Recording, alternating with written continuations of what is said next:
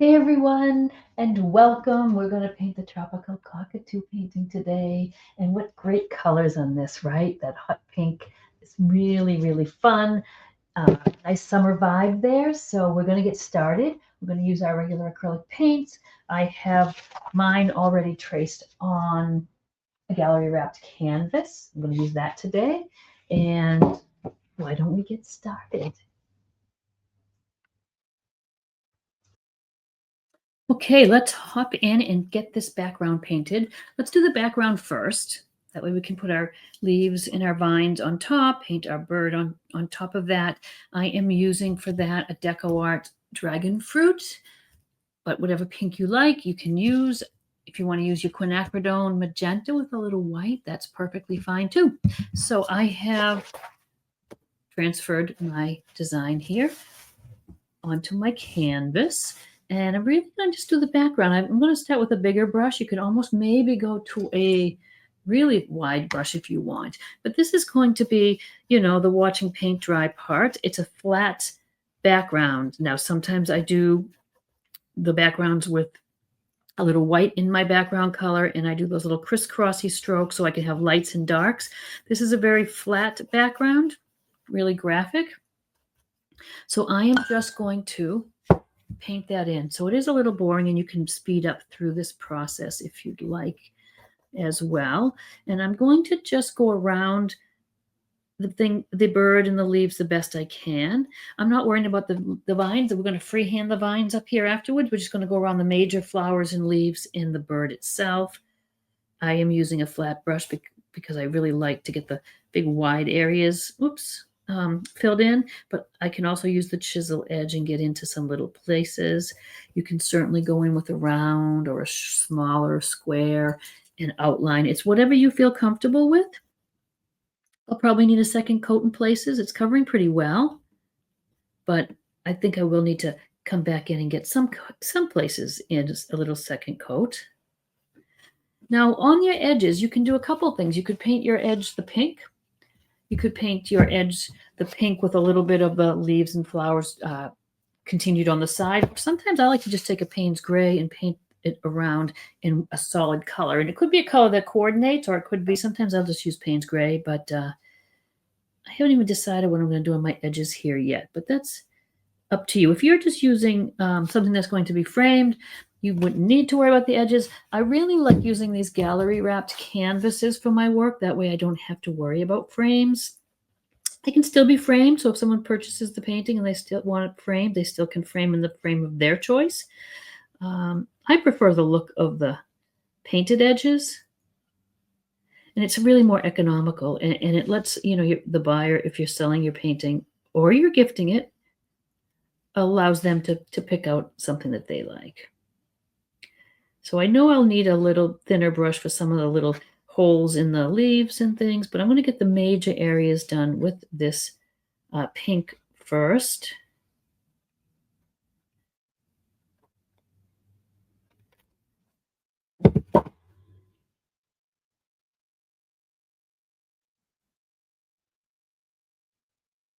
And don't worry too much. I mean, if you're not perfectly on the line, this isn't it isn't anything that's going to have to be just so. We can always change the shapes of the leaf and the feathers and things. So I go along the best I can, but I am not spending a lot of time trying to get it just perfect. And I really like the way this paint is covering.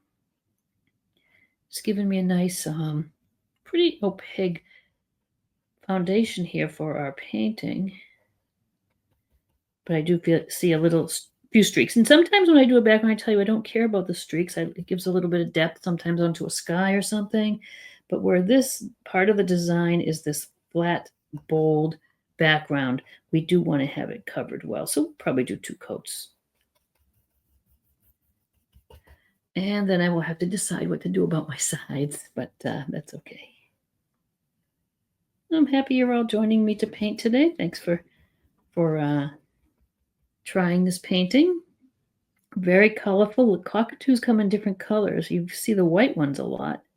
You can always change this one up, and you can go by a reference photo of a cockatoo, or you could just make the colors up and just have fun with it. Doesn't always have to be really realistic. I'll show you the little technique for the feathers that will make them come alive, which will be fun. So again, I could have used a bigger brush here, but this is not a big canvas, so we can cover this pretty easily. I don't want to do my second coat until everything is dry, of course. A little tip there when you're doing multiple coats. I know you want to get the paint heavy to cover, but sometimes that just takes off the coat that's wet. So you make sure your paint is dry before you go ahead and jump into the second coat. And there'll be no reason to have to do any more than that on this here. If the paint starts to get a little heavy and is not really, it's kind of giving you streaks and things, feel free to add a little water to your paint.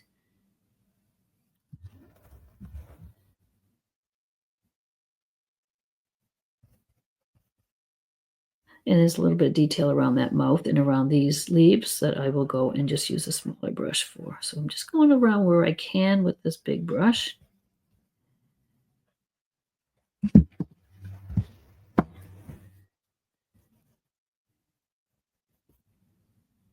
There we go, right? And these little feathers here.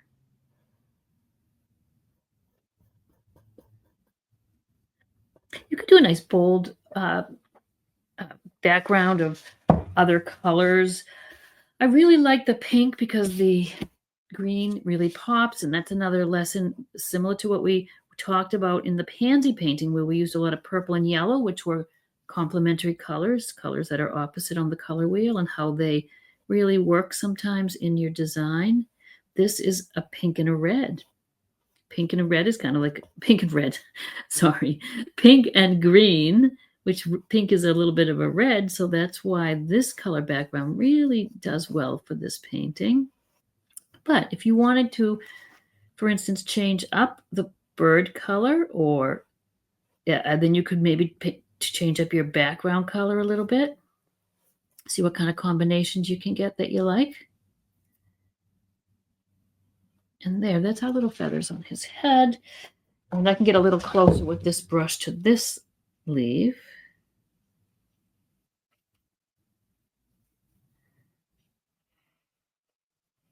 And like I said, you could certainly just take your time and outline, and then we'll gather again to start the foliage and the bird. What's good about the recordings is you can stop and start them and paint at your own speed. After the paint dries, especially on canvas, you start to see the little places you missed. When it dries, you see those little white spots. Easy to touch up.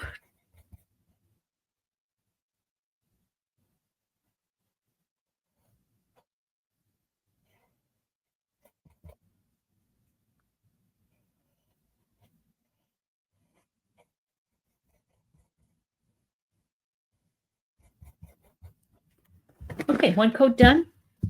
It's wet in a lot of places, so I'm going to let that dry, and then we're going to do another coat.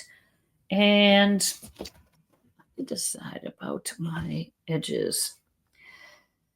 Oh, I think I'm going to paint them pink. I'm waiting for that side to dry, so I think I might just do them pink.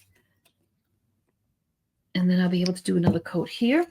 I'm going to go for a wider brush there. Then I'll just kind of trail a little bit of the flowers and leaves off the edge, so it looks like kind of like the painting is wrapped around the canvas. I think that'll be kind of cool for this one. So we'll just get that edge done.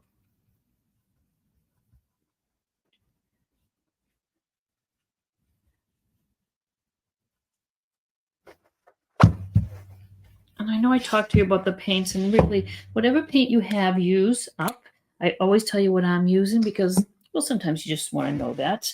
And you might want to try them at some point, but I don't want you to go out and buy new paints and things. The better quality paint, the better coverage you get when you get more into the fine art acrylics. You get a lot better coverage. But if you're starting out, I want you to be affordable. And the Liquitex is really a nice, affordable brand. When I am doing my fine art paintings, I use golden fluids. I usually like the fluids. There is also the tubed paint, which gives a nice body and heavy in texture to your work. I do have those, but mostly I use the fluid acrylics. I just like the way they work for me. Okay, so there we are. And I am going to go ahead and put my second coat on now, and then we will jump into the foliage and the parrot. I actually, you know what, you guys, I didn't do my little bits and pieces. So there's a few of these little holes in the leaves where some of the background is showing through. These are just a leaf on top of a flower, so you mightn't see. But here I certainly have to go and do this edging here. So I'm just going to outline everything, and then I'm going to let it dry and do that second coat, and then we will get started. The details.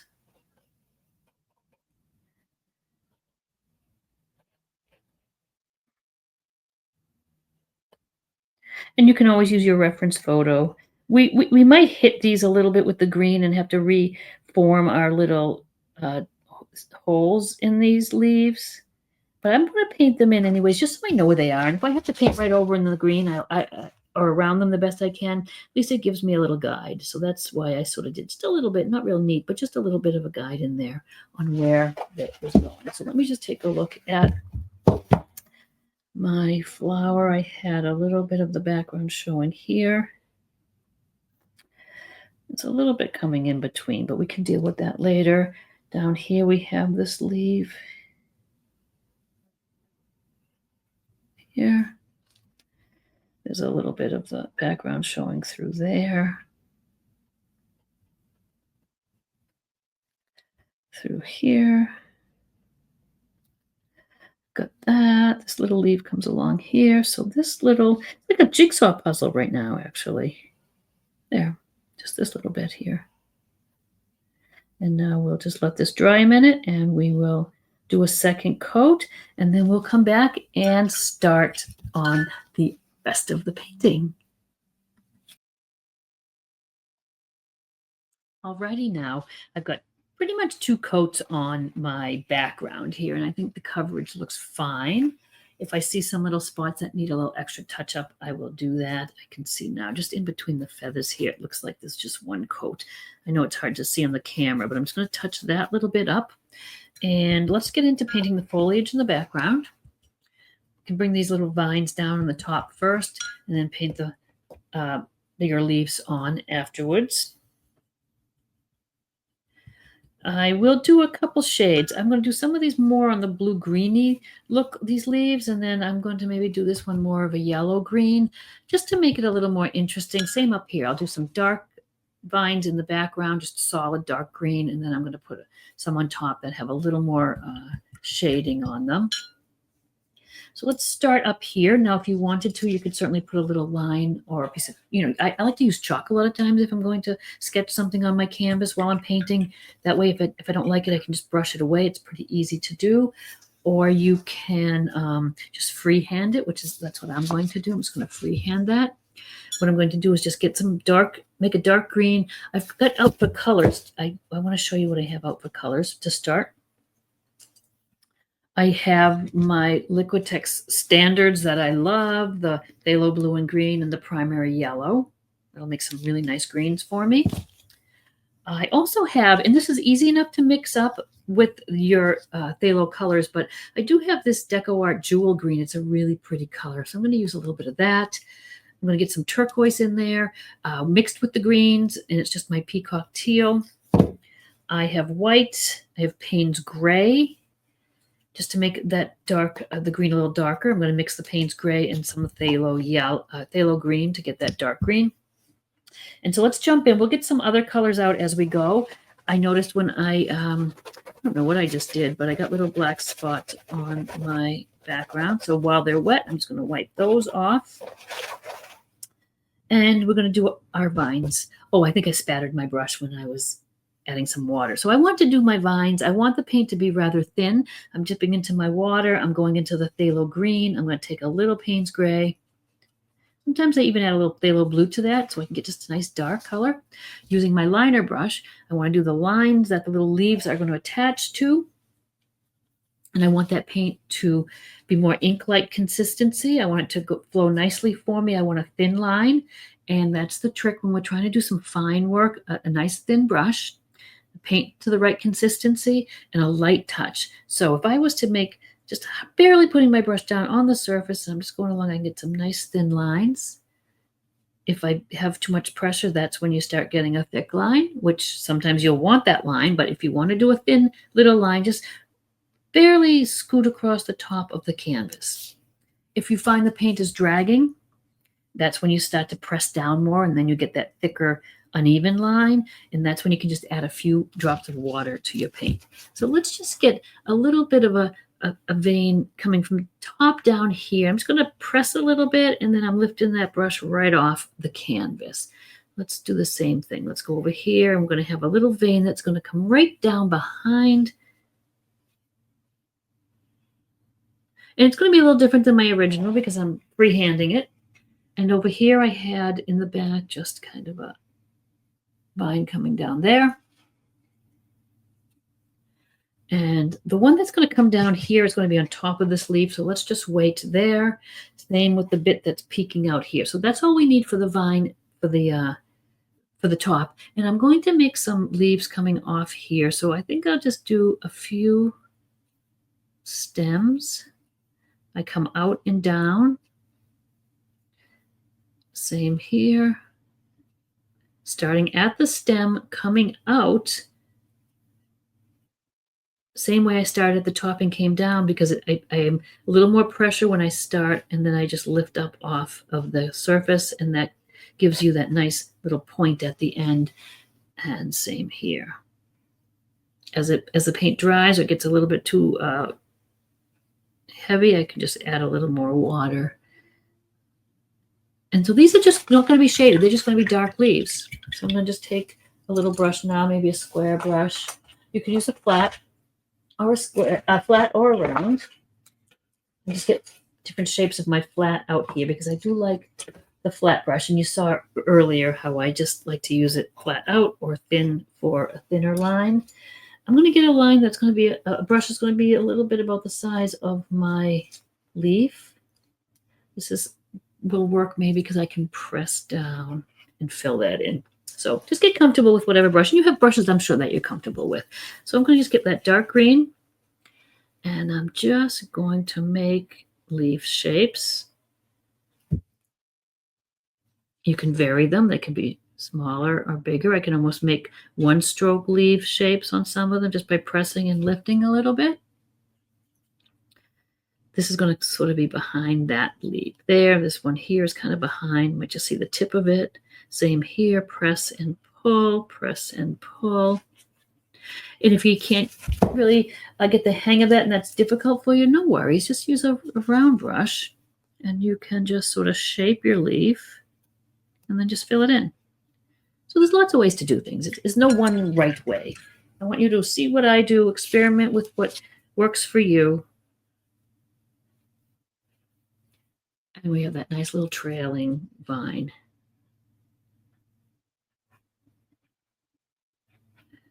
Because this paint is just to the right consistency, look at, I was able to do all of those except for one of those leaves just with one brush load.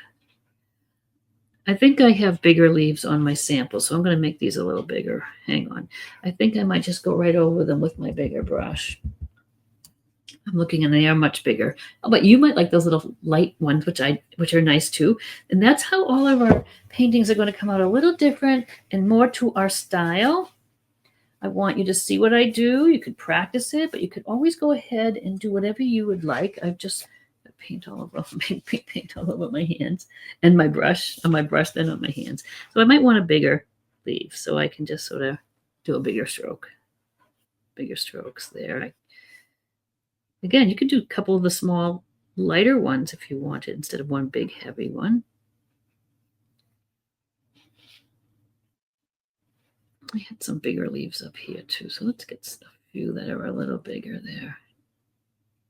Ones on top could be a little smaller. There's kind of two on top of one another there.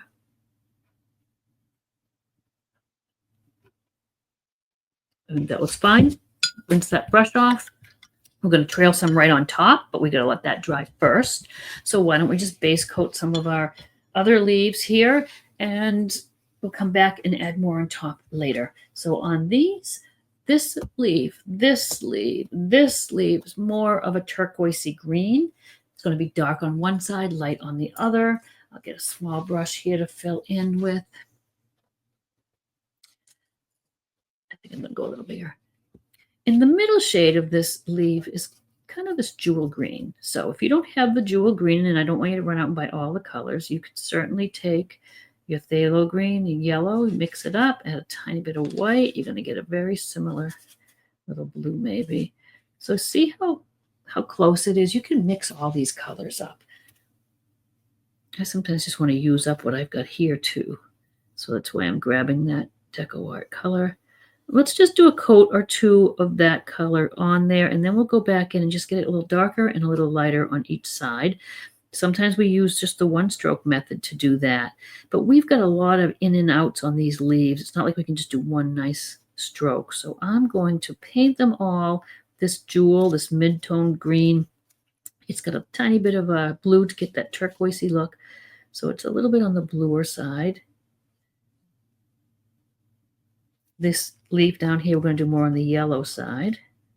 And remember, I put my design off, my pink off to the edge, so I thought I'd want to run a little bit of my leaf down off the side, maybe like that.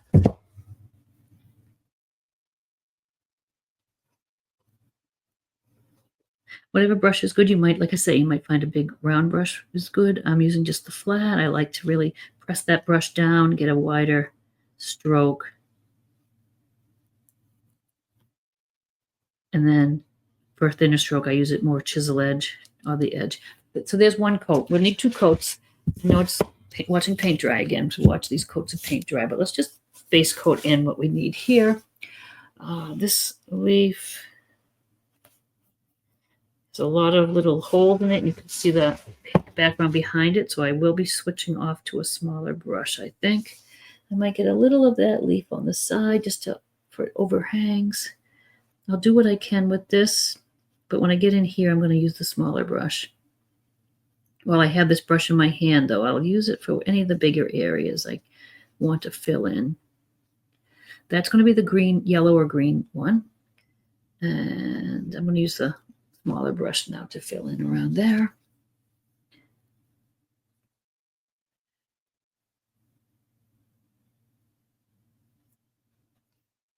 And I know you guys could speed through a little bit on these parts of the video where I'm just really base coating and letting it dry, putting a second coat.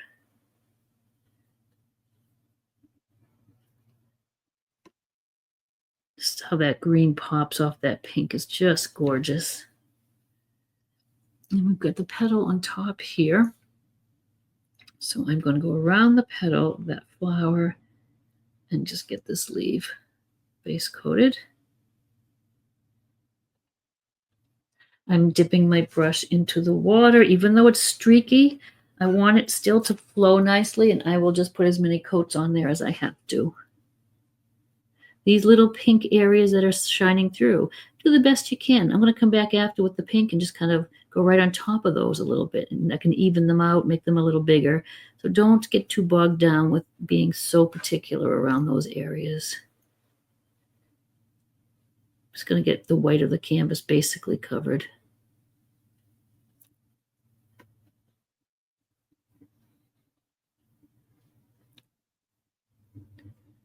Like I was saying too, if at some point you want to up your game with your materials for your acrylics, what I use for my fine art paintings is the golden fluids.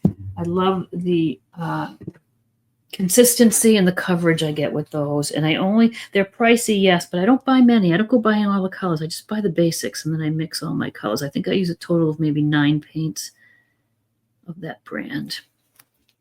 This is going to also just have a little stem going off the edge. We'll just do that while we're there.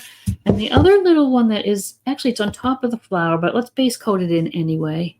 And we can touch it up if we need to. Again, I know I like to go from back forward, but sometimes with these layers, it's hard to jump back and forth. And since I have this green on my brush, I may as well do what I need to with it. It's over this flower, under this flower. And it just goes around here and off the edge. And I'm going to just paint a little off the edge. Kind of think that'll be a fun look. And there was a little bit of pink that belonged in there. We can just fill that in at the end when we're touching up.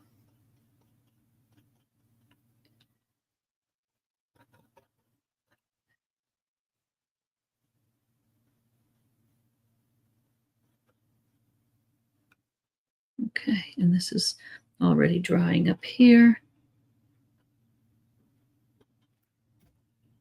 Still a little wet.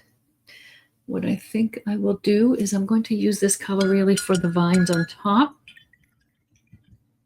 I may make some a little green and some more of the blue-green, but we can use this color we have. So I'm going to just take back to my liner brush. Since these are dry now, back to my liner brush, a little more of that jewel green.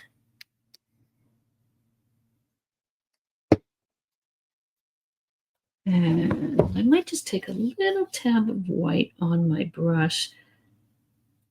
Not like it's going to be side-loaded with white, but just a little bit to give it some contrast. So I want to just go, I'm not worried about where these are. I'm going to go right over them. I'm going to have this start here, I think. And down through this leaf. Get a little more paint, even though it is drying quickly on me. Because again, when I'm recording, I've got lights and I've got the fan on. Paint dries a little quicker. That's why I'm adding a little more water to my brush as I go. And we're going to just do this for this guy.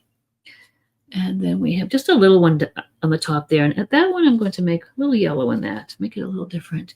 And to just do that. Maybe a little white in there. Just, it's a little vibrant. That yellow green is pretty vibrant on that pink. I'm going to add a little white, tone it down just a teensy bit. And then I've got, you can see I'm just working this pile of green. It's got a little bit of yellow in it, some has a little white in it. And we're just going to do that right on top of what we had. Because in the back, it's just those solid color leaves. That's fine. And we'll let that dry now. We'll go back and do our second coat on these guys. If I could stop popping my brush into the pink paint, it would be good. I have a big pile of pink paint over here that I was using for the base coating. So that jewel green, we are back to a little more of that. Trying to be better about just taking out little bits of paint and not wasting so much. The trouble with that sometimes is it dries up pretty quickly though. All right, so let's just go ahead. Just what we did a minute ago. We're going to just go second coat here. Then I'm going to go in and we're going to just get some lighter and darker shades. Pretty typical of what we do on things when we're decorative painting this way. We do one side lighter, one side darker. We can kind of figure out where we want that light source and just stick to it. So if we kind of have the dark side on, actually in this one, it's on the left side of the leaf. So this side will be a little darker. This side will be a little darker. The lighter on the other side, I kind of follow that through with some of the other elements sometimes.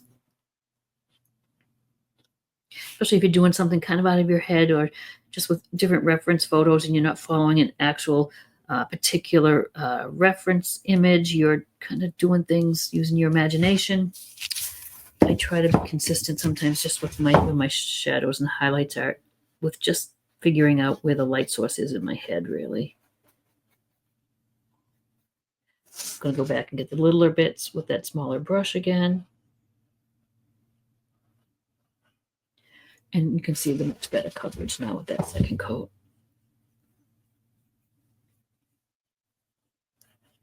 Okay, back to my littler brush just to get the nooks and crannies that I wasn't able to do with that big brush.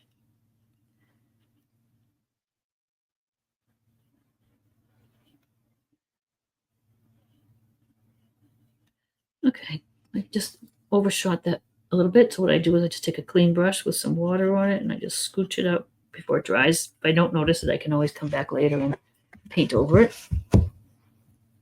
And just this little guy here. You know, I love to get the white of the canvas covered up. It's sort of a little goal, but we'll take our time a little bit here. Okay. This leaf is the one that's going to be a little more of the yellow green. If we have a little bit of that sort of mix up, I've just taken some of my primary yellow into my jewel green there to get my mid-tone.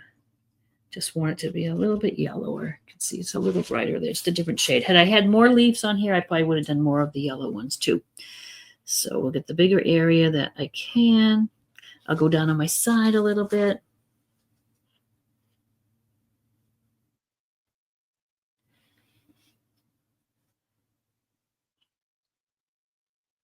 This is part of the leaf here.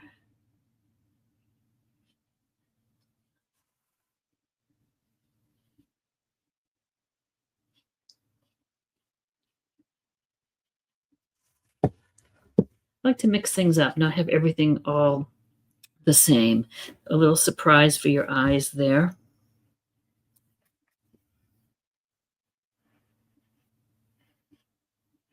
No matter how I try, same tracer pretty much is what I started with on my sample, but it always varies and it always ends up different. And I'm glad for that.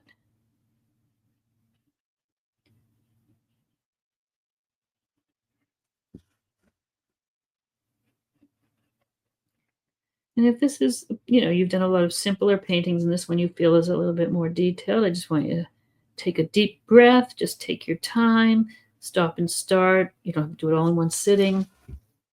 Simplify it if you need to, but just work your way through it. Enjoy the process, showing you step by step. And again, don't expect it to be the same as the sample because, like I said, this one is going to be a little different from the sample anyway. All right, let's take a look. I'm going to darken that up with the shadows, but especially here where this leaf is under this one, this is going to get very dark underneath there. Since I have this little square brush and I've got this little bit of a different shade, let's get some of our little leaves up here. Now I'm going to do a little bit of side loading on this brush. So this has just got the yellowy green on it for now. Just to make it a little different, I'm just going to take a little bit of one corner like we've done for leaves sometimes, pat it out. And let's just take this particular vine here is a little bit more of the yellowy green. I don't want to get too close to his feather. I'm going to start here and make that last leaf. Let me come closer to the camera for you. And you know what? I don't need stems for these guys. These are small. Press and pull, press and pull. And I will do a little stem to connect them. So I don't have to do it with the green. I'll just do that with like a little off-white or a little lighter shade. So there we are. I want to do this one more of the blue-green. So I'm just going to go a little bit into the jewel green a little more. Take a little corner of the white, pat it out, and just do the same thing. Do as many as you can, then you have to reload. I just take more of the jewel green, a little tiny bit more of the white. Although I need a little bit of white, I can just almost rub it right into where I had a little white there, and it loads it right on the side as well. Just reload when I need to, more white when I need to, but always pat it down. And we'll do the same for this guy here. And when I feel like it's not giving me a nice stroke, I'll just reload, press and pull. So press, pull, press, and I kind of twist the brush at the end there. Just practice your strokes. If they come out a little wonky and not really smooth, just come back and just go over them to the sides of the edges with your small brush where you have more control. Sometimes it all blends in. It's a little lighter on that side, but it doesn't have that brighter white. That's okay. As long as there's paint on there.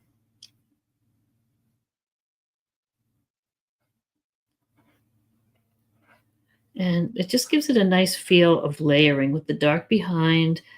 And instead of putting the other vines in between and having them all flat, isn't it nice to kind of have it like a little bouquet there? And we'll do the ones down here after because we want to do, well, you know what? We could have very well, I've washed my brush, but those two little ones that are underneath were the same technique. So we could very well have just done those little ones peeking out here. And then we're going to have a darker vine on top for that. We're going to have a few little reeds or little leaves coming up down there. We'll do that after we do these guys before we do the flowers. All right, I'm going to rinse these brushes off now. And let's get in there and just give some shading and highlights to these leaves here. Second coat on that greeny one, and some little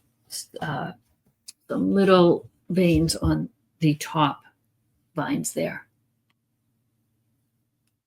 All right, so let me just give a second coat to this so it dries. It's, again, just the jewel green or your phthalo and yellow, whatever you are using. Some sort of green and a little bit more of a brighter Kelly green kind of tone, I guess. Just the base coat. This is just the mid-tone. We're going to get darker and lighter on top. Do a little bit on that side.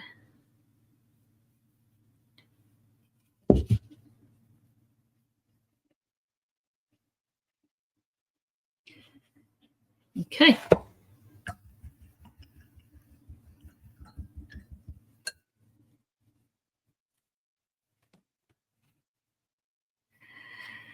Now I'll get one. I'm just going to go back to my littler square. So what I want to do is get a darker shade on this left side, lighter on the right. Let's start with the darker.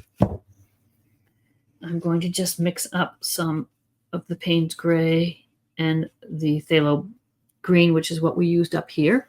I don't want to go nearly that dark though.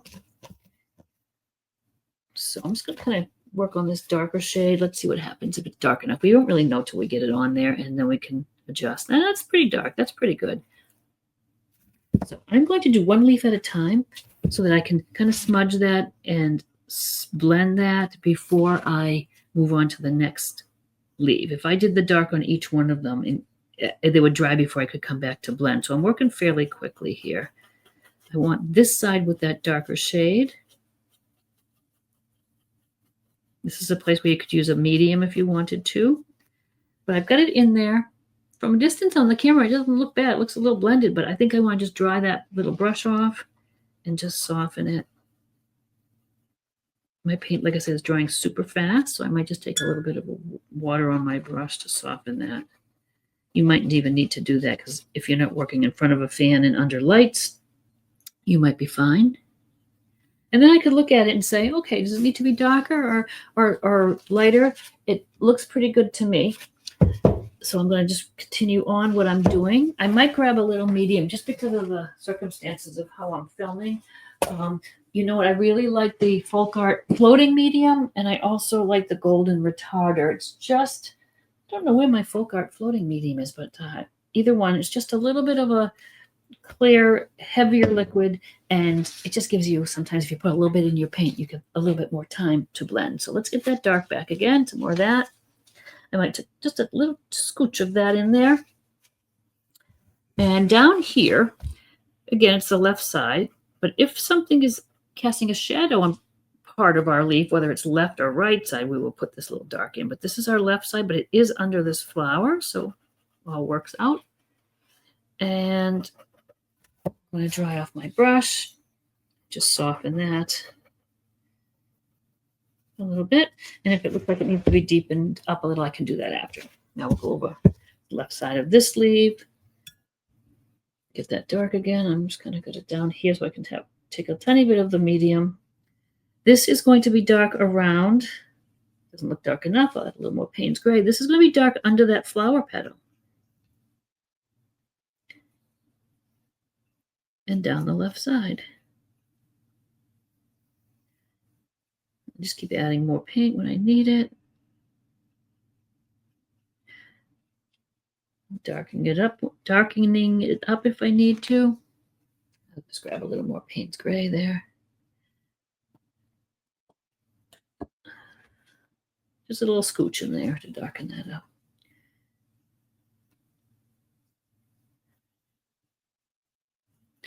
These little thin areas, I'm just doing the whole section. When I get down here, I have all this wide bit of this bottom of this leaf, so I may just go a little bit in a little more, and I might even drag a little bit down to the side of that little stem. Dry off the brush now, and just blend as you need to. I'm hitting the pink areas here as I'm blending. It's not a big deal. I can come back, like I said, and we're going to tighten those up. Okay. All right. We can use the same dark on this leaf as well, even though it's the more Kelly green. It's okay. With the dark is fine for that, the same dark. And we really have a good bit of dark underneath, because this is underneath that leaf. So we're going to get that dark, which is on our left side like we want. So we're going to do that whole left side. I'm going to bring it down onto the side of the canvas just a bit so I can get that dark. But it's on the right side, which is our light side. We're going to make it dark because it's underneath this petal of this flower. So that's going to be a little darker all along there and there as well. Just use your, you can use your imagination, but your common sense. If something's on top of something else, it's going to cast a little shadow. And then again, just dry off my brush and soften.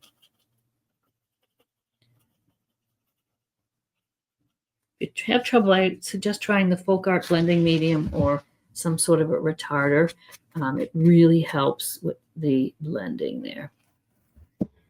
Okay, let's get a little look at that. So you can see where the dark is. And I kind of want it really dark under that leaf. And it's going to pop on top when we lighten this up. But let me just get in here a little darker. Okay. And I'm going to just soften that on the bottom where that is. Okay. So now we'll go for our light side. And then we'll go back and just touch up the little green bits are showing through. If we green, pink bits. And I see I kind of got smudgy there, but when I get my pink, then I'm going to touch up the little dots. I'll just put that pink in there a little bit there. Just to, from your view, it's fine, but if you can see it's just a little rough there. Try not to get too particular, but something like that is easy to fix.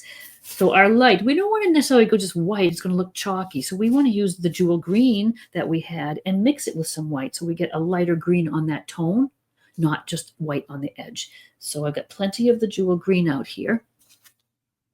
I'm going to take a little white, get a lighter shade. And again, until we pop it on there, we don't know if it needs to be adjusted. I'll go with what I think will work, just a little bit lighter. And when I put it on the leaf, if it's way too bright, I'll tone it down with more green. If it's not white enough, then I will add some more white to it. So there's no perfect way to know exactly how it's going to work. So I've got a little bit of my retarder in there. I'm going to go right along the right side of my leaf there. I'll bring it down a little bit here. I'm just kind of laying that in, and it looks like it's a pretty good shade because you know what we can do is to have a nice gradual from the middle shade in. Although I got pretty light in here too. We can always go back in the very tips and get it even whiter later. So it can be, we can build it up in layers. It doesn't have to be perfect the first go round. So there we are with that light in there. I don't want it to look such a strong little stripe there. So I'll wipe my brush off and I'll just bring that in a little, soften it. And look at just that little bit of smudging. Doesn't that look much better? I think I want it even a little lighter though in here. And then I might take a little more white just on that dirty brush into that dirty pile of paint. And maybe on the tips, just hit it a little lighter there. But I just do smooth it and I wipe my brush off again. When I'm wiping my brush off, I'm just getting the excess paint off so that a dry brush is kind of a nice tool to just blend. And we'll do our veins on top. All right, this is on top. We're going to still shade it and just be careful when we go around with the flower. But if we hit it, we can touch it up. So again, same light mixture. A little bit of that retarder. Let me show you up close what my mixing looks like. So see this little shiny blob? That is it's just a retarder. Like I said, the folk art Floating medium is perfect too. And that's why I just take a tiny little scooch into my color so that it just gives me a few minutes, a few more seconds or maybe a minute to blend. So this is what we're doing here. This leaf is on top of that flower. Let me go off the edge a little so I have that blend.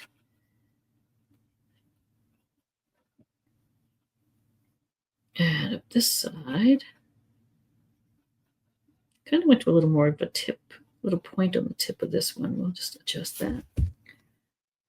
And so you can see a little closer, I've wiped my brush off. I'm just kind of softening it. As you're doing dry brushing or softening like this, if you're picking up too much color, it's just going to smudge and not blend as well. That's why I just keep wiping my brush off if I need to. Just wipe off the excess. There. All right, let's go over to this one here. This is on top of that one. I'm going to use that same mix and just do that. Now it's looking a little white to me, a little too white. Let's get a little bit more green back in there. That's where, when I was saying it looks a little chalky sometimes, that was looking a little chalky to me. Maybe a little bit of that lighter down one side of the vein too here.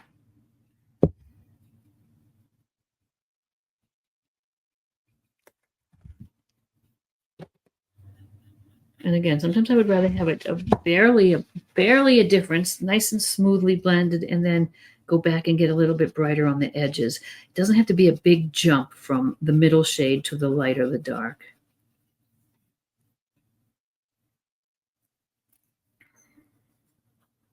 And a lot of times I have to look at this as if it's its own painting, because when I start looking at the sample, it's like, oh, well, it's a little lighter here, it's a little lighter there. I get kind of bogged down with that, and this on its own looks fine. I am going to get this a little brighter though on this side without getting that chalky look. I just want to get a little bit lighter. I just want to get that little edge. I know it's being kind of picky, but just that little edge. Tip on that very outer edge is a little bit brighter, but there we are. Okay, so we are going to use a little bit different shade on this one because it is that more yellow green. It's the same technique, but we're just going to get back to our yellow green, which was just our jewel green, a little bit of the primary yellow. It's a little bit more on the Kelly green side, but we need a little white to get it a little brighter for us. I might even use more of the yellow because it's nice. A little tiny bit of that blending medium. I don't have much to work with here because I've got all that shading, but I've got this little edge. But I might get a little lighter in here too, just on that side. And dry off the brush, soften it. Sometimes it might not even hardly need it. I just want to get it nice and feathery looking, nice and light. And there we are. So now we can do this now or later. You can come back with the pink, and if I have a little bit of an edge that's kind of a little rough, I can fix that. And then I can go ahead. My pink's been sitting out, so I'm adding a little water, and I could go ahead and just kind of reshape these little bits. They might have gotten a little small. I can make them a little bigger if I need to.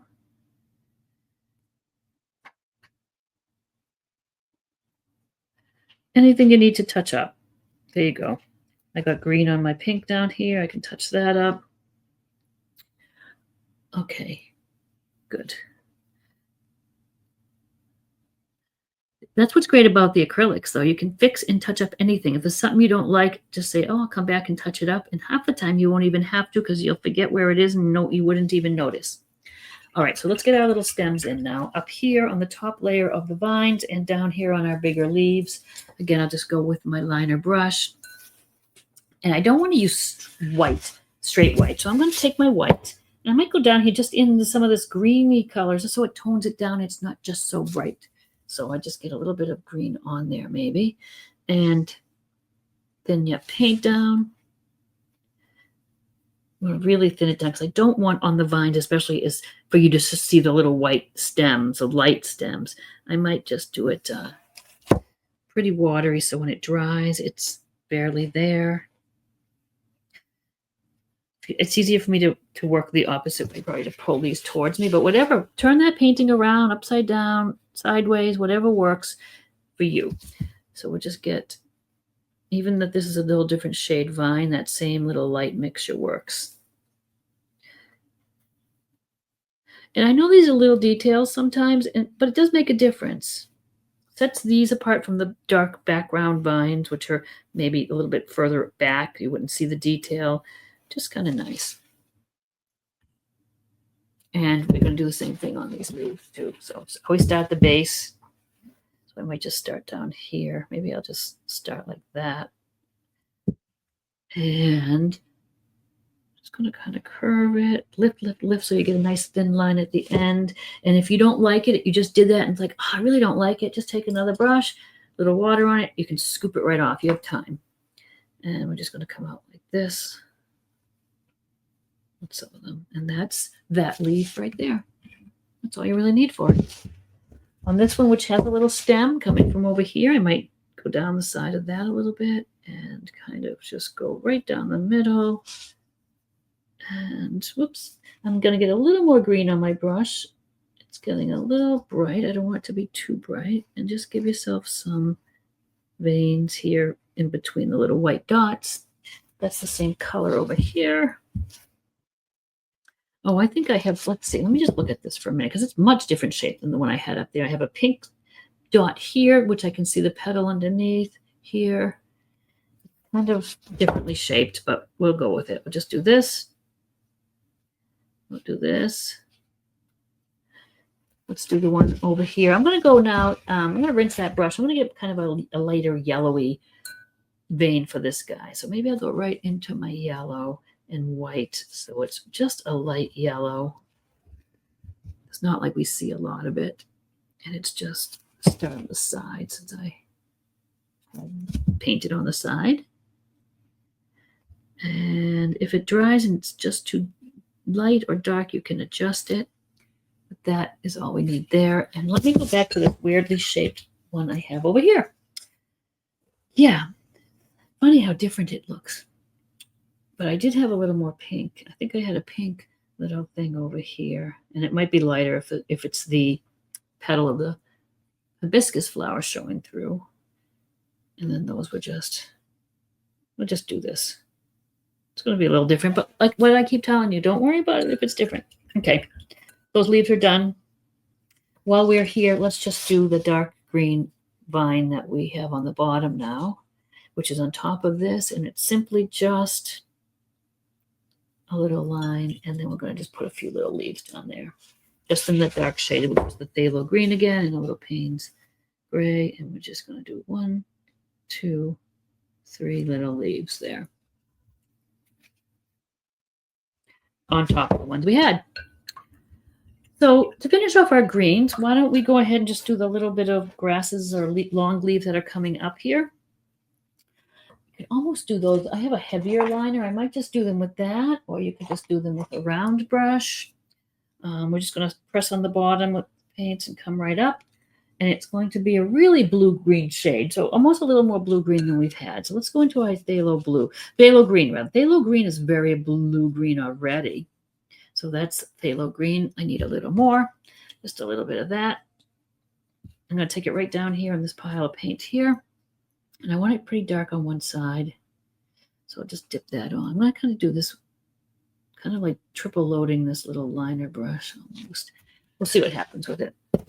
And I'm going to just make some leaves coming up from the bottom. So I'm going to just really load with the phthalo, get a little dark. I sometimes use just dipping into the Payne's gray or the little blue, a little bit of white, pat it down. You can make them all with your solid green if you want to, and then come back and just go a little light or dark on top. I'm doing it with one stroke here, just the middle shade of the green, and I want one side a little dark, a little light. It's almost just all smushed right on that brush. And I really want to start underneath here, press a little bit, have it a little thicker, and then just come up with a few little petals. I had some that showed behind here too that kind of just press and bring those up. Those I did they're pretty much just green. If I want to take a tiny bit of white now and just kind of lighten up a little bit, I can do that. I can, same thing, take a little white on that brush. And these are a little rough, these strokes. I could go now and just thin down white paint, really get them smoother.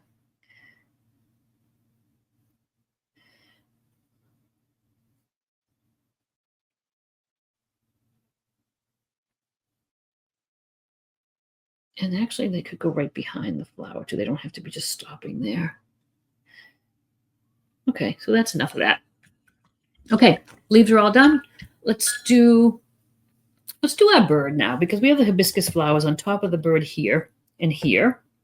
Here it's behind, but no worries. So let's just get our bird base coated. We have the pink in the front, the blue in the back. Again, if you want to use this technique and change colors, that's okay. You can do that. You know, when I paint animals, I like to really get their eyes and their features on there pretty quick. I got to get a little bit of color on before we can do the eye and the beak. And I think I need to cut in a little bit with my pink background because there's a little bit of it showing here. That's the bottom of the beak. That's that. And in the middle is all just black. Okay, so I just had to tuck that in a little bit. And let's just get our white, light pink, it's not white, it's a light pink area first, and then we're going to base coat over it on the blue area, and then it's a matter of getting on those little tiny strokes to make it look like feathers. So let's mix up a light pink. The bird is going to be more of a light pink. The flowers are light pink, but they've got a little bit of orange in them, more of a salmon color. I kind of like the coral blush here of the deco art. Doesn't mean you can't just mix up your quinacridone or your pink with a little bit of orange and white too. So there's many ways to get a little orange in the hibiscus. I wanted it to be just slightly different than, let's see, I have that sample taped here. It's not very different from here. It's hard to see even, but this has got more orange in it, and that's just more pink with a little bit of blue actually to shade. So let's just get started there. And what we need to do is just base it in. We want to get that canvas covered, that white canvas. So I'm going to just get a very light pink, middle road of pink. I'm going to put a little more fresh pink. So this is the dragon fruit. I have a lot of different pinks in the deco art. I like the dragon fruit most, but you simply mix a little white with your quinacridone and you've got that color too. A little bit of that pink and some white. It's going to be a really lighter shade. I went right into where the blue goes there, but that will cover. So a light shade. We're going to get lighter as we come forward and end up with some little white single strokes on top. So we need to start with some color. So we need to have a little more color than it looks like it has, because we're going to put layers on top of light pink and then white. So let's just see where we need to fill that in. So around the beak, down the front rest of the bird there. I went too far in, but you could follow your line instead of just popping your paint on like I do. So there, the pink ends there. There's tail, feathers, and side wings and everything are all the blue. And around the eye, let's go around just so we know kind of where our eye is. And then these little feathers, which really make it look like the cockatoo. I'm using the little white space that we've left by painting around the tracing, but I'm almost going right over a little bit more into the pink just with my brush. See how we can get a fine line with this wide brush? It's great for, look at, I can get these big areas filled in, and then I can turn it when I'm not putting my hand in the wet paint and use this just to brush up and down the chisel edge. I can get nice thin strokes. So it's pretty versatile. Once you get comfortable with your brushes, you will appreciate that you don't have to be running and getting a small brush and a big brush and all that. You can kind of used to use the nice flats. In the flats that you're using to do this, you do need a nice chisel edge. I go through brushes a little bit quickly because I don't like it when they start splaying. I can use that for my dry brushing and my scumbling and all that. But I use a pretty inexpensive brush This is the Royal Langnickel brushes. I don't even know if they're $5. So I do replace them a little more often than I would like. But I really, when I'm doing work like this, I really want the best brushes. And then I have some that are still here, and they're kind of all splayed out. And then I have uses for those: foliage, trees, blending.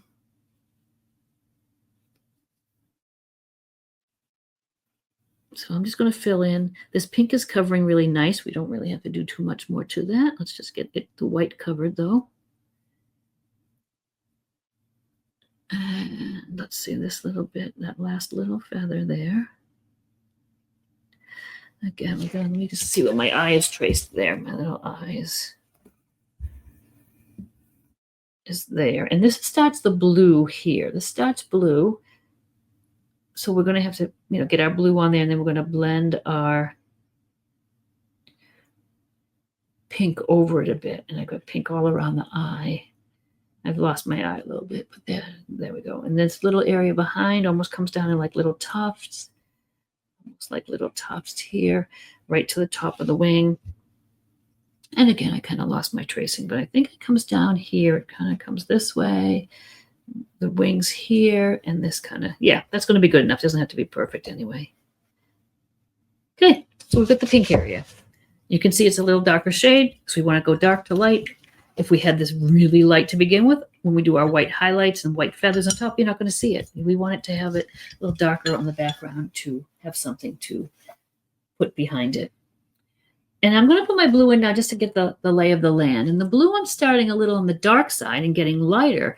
And I know that sounds kind of crazy because usually I go dark to light, but you can see here. So here's our pink underneath, but we've gone over with some blue. Here, there's a lot of dark. Well, actually, you know what? A middle tone. Let's go a middle tone of blue. Then I'm going to kind of, with a washy dark blue, let's outline some of those feathers. I know it looks super detailed, and you could get as detailed as you want or not. So I'll show you how to do that. Okay, and that back up. So I'm going to go more middle tone. Let me see. I'm going to switch my palette around so I can get some blues on here so we can see what we're using for blue. Did I use a blue? I might have just used, I might have gone into some blues that I had already in Deco Art, or you can just mix your blue with some white. I think I used something like this Providence Sky, and I have two of those. So I'm going to put one aside so I know without duplicates. I'm going to try this, and I'm going to mix up the phthalo with some white too to see, or if you have ultramarine. This is kind of almost a little bit of a periwinkle blue, which is kind of nice for that middle tone. Most of it's going to be covered up too, but let's play around with our blues. We've got this blue here, which came right out of the bottle, a little bit of phthalo with some white. White's pretty contaminated now. And but this is kind of it's kind of close. It's kind of close.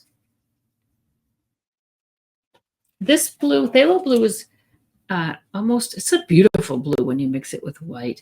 If I took a little bit of pink to it, though, I could start getting exactly. So can you see how color mixing can come second nature after a while? Deco Art, Providence Sky. I'm kind of getting it a little bit pinkier because it's periwinkle, which is kind of a little purpley. Super close. Not the exact, but super close. So sometimes if you want a little bits of paint left on your palette, especially after you're painting, mix things together to see what you get. Make little notes because if you're like me, you will forget. But okay, so let's just get the rest of the bird filled in with this kind of a periwinkle blue. And you can see I'm almost like giving strokes. You can just fill it in if you'd like, but I'm just using, since I'm filling it in anyways, and if I just do it this way, doesn't it? It almost looks a little feathered. So it's a little rough. I'm just going in the shape of that bird. So if I can kind of just go across, it doesn't have to be a perfect line is what I guess I'm saying. It could be like almost looking like it's already feathered a little bit. Get great little feathers with the chisel edge of this brush. Kind of cool. Okay. I'm going to do this part of the wing, this line here we have. I'm going to just go down this way, just so I can get a little idea of the bird, the elements. This is kind of the wing going up towards the back. the front of the wing and this part coming down in the tail feathers are darker. And I'm going to be able to separate them by making just a little darker blue here instead of painting the whole thing blue and wondering, okay, where's the line with the wing? Let's just do this. Let's give this all this blue. And again, I don't want to have perfect lines here, so I can just sort of kind of just almost start feathering that in here. And I'm just going to fill that all in with the blue that we have there. Just going to try to make this as simple as I can for you and still have it look like it's a little detailed.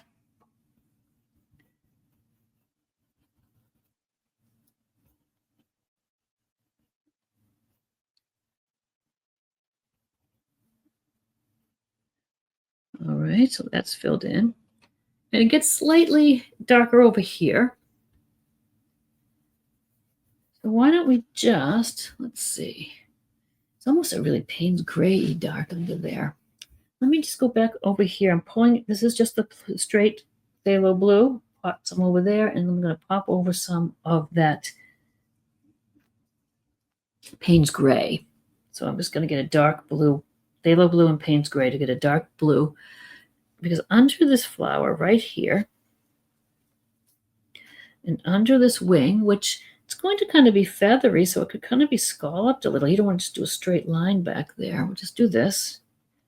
And this little bit of tail feather that is around the hibiscus here. So let's just do that. We'll shape that hibiscus a little better afterwards, because again, I've kind of had my hand on it and I've really worn out where my pattern is. But I think it's kind of like the flower's kind of like this shaped a little bit. We'll get that a little rounder later. So this is part of the, well, this is his wing. I don't know all the bird parts. So this is going to be right here. We have the line at least on your pattern. That's a little darker up there. So let me get a little more Payne's gray. This is a little darker, this little section. Just going to divide the sections for us. Let's just go a tiny bit lighter under here. Just so we can see the difference. Just a little different.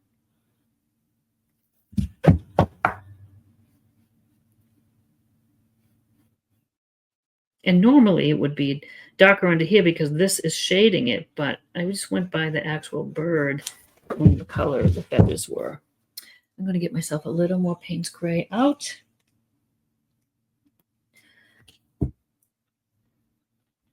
And get that just darker there. This is almost black looking, this little section.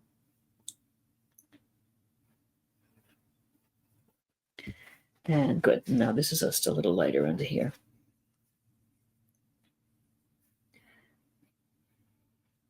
Just the base coating of this. And I could bring it down on the side a tiny bit if I want to keep following through with that. And I may come back later and just go around the edges and get some of the little details there instead of doing it now. Okay. Now this top of the wing is a little darker, more like this shade right here. So it's Payne's gray, phthalo blue.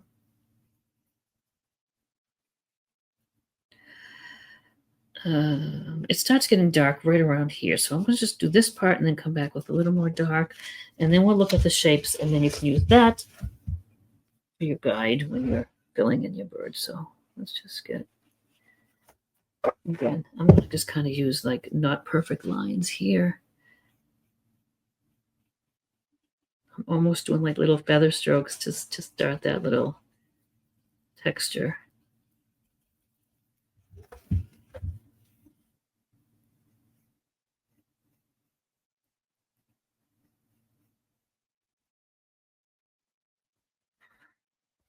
And I just want to make sure I get the little bit white of the canvas covered up. Might add a little water. My paint's a little dry. That might just scoot right into those little white bits perfectly. And again, I want it to be coming up a little bit darker there, a little bit darker there. And we'll worry about the shape of the flowers after. Okay, that is all of the bird really filled in. I'm going to keep this darker, it's kind of the darker middle shade on my brush. It's the phthalo blue again and the Payne's gray. I think I'll water it down, just a little drop of water in there. And I think I'm going to start getting some dark. So underneath where these lighter feathers are on top of these blue feathers, it's a little darker, so a little shaded. You could go to a smaller brush, but I'm going to just a little bit of a watery mix here of that dark. It's almost like it's a little shadow coming out under the lighter areas. You can see it's kind of almost like a wash. It's very light. And I can just go out onto these little feathers. Just, it's going to be a little dark, a little textured. And now I want to do that a little bit on the back here. So just a little bit, just some little line work here. I'm going to come back with a little darker in outline, but these are little short feathers up here. As it gets down here, like down here, these are going to be longer feathers. So I can almost just do a little wash. It's just giving me an idea where these are. Just a little bit longer feathers there. Let me bring the camera close now because you don't need to see the leaves and everything. Let's bring that down right close there. So you can see, let me get my little sample picture up again. Okay, there, that's a little better. So I'm really just like a wash of that darker mid-tone. Come over here, you, so I can see you. And like these are, like I said, darker petals here. I get a little shorter maybe, and up here they're just kind of little short ones. These are the dark bits. I might just put a little blue on those. Up here it starts to get, you can't really see what I'm doing. This, I mean, you can't really see the feathers there, so I'm just kind of washing over that. And that's good enough to start. And how we are going to separate these now is I am going to just take a smaller brush, a round brush. I'm going to get that really dark Payne's gray blue mix. Very watery. Oh, and because we moved that, you can't see my palette. So let me move things around a bit. And this is a little bit of the palette here. Move this switch over. So again, it's just really washy. It's really watery. It's a lot of the Payne's gray into the phthalo. Almost straight Payne's gray. And I'm almost going to take what I have here and imagine as little feathers. So I can kind of go, I'm doing these just little zigzag lines and just some darks. You don't see them very well, so I'm adding a little more Payne's gray in there. So I'm almost like I'm layering. Let me show you here. Almost like I'm layering long feathers here, and then I can kind of go down.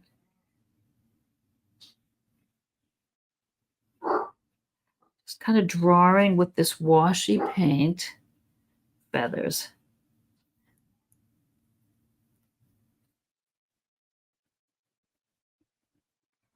And they just get a little smaller as they go. So just little feather shapes. Just place, and we're going to add some more detail, but see how we started? Just the color, a little wash of the medium blue shade, just getting some ideas. And down here we started, I can always emphasize those a little more, just long feathers. Up here it gets a little jumbled because they're just all little feathers, and they get smaller as they get up to the top. These little areas, those little feathers that kind of come off here, we can almost separate like that. And now we got to get a little lighter over here. Now we did the light here, dark shade on top. We're going to do some light bits over here. With the almost straight Payne's gray, though, on this tail feather, these are just almost like two long feathers. So I'm just going to kind of divide it down into like just some long feathers there. Oh, sorry. I gotta remember to keep moving this so that you can get it under. And this little dark section is a little different. So that's just going to get, we're going to go back into that middle tone. So we've got phthalo green, phthalo blue again, a little white. I don't mind a little bit of the Payne's gray being in there, but we want it lighter. Keeping it thin. You can almost use a liner for this too if you wanted. But this is going to be a couple of long feathers too. So it's almost just one big long feather on the top there. Now I put that light blue, lighter blue on and you hardly see it. So now I know I need to just get a little more white in there.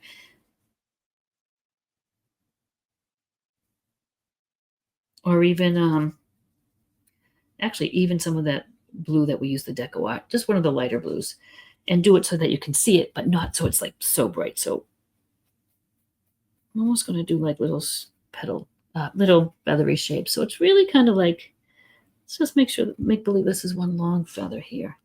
That's the middle of the feather. I can almost just, on both sides, get like one long feather there. And I might get this center line maybe of another one. Something like that. I'll just add some more little lines afterwards in kind of a greeny blue or turquoisey blue. But for now, it's just kind of texture. From a distance, it looks like a feather. Oops, sorry, I'm just moving some cords out of the way here. Let's see. Okay. And up here, I'm going to just use that light again. And I'm going to almost look like, start at the bottom, and I'm almost going to build feathers, leaving that dark in between.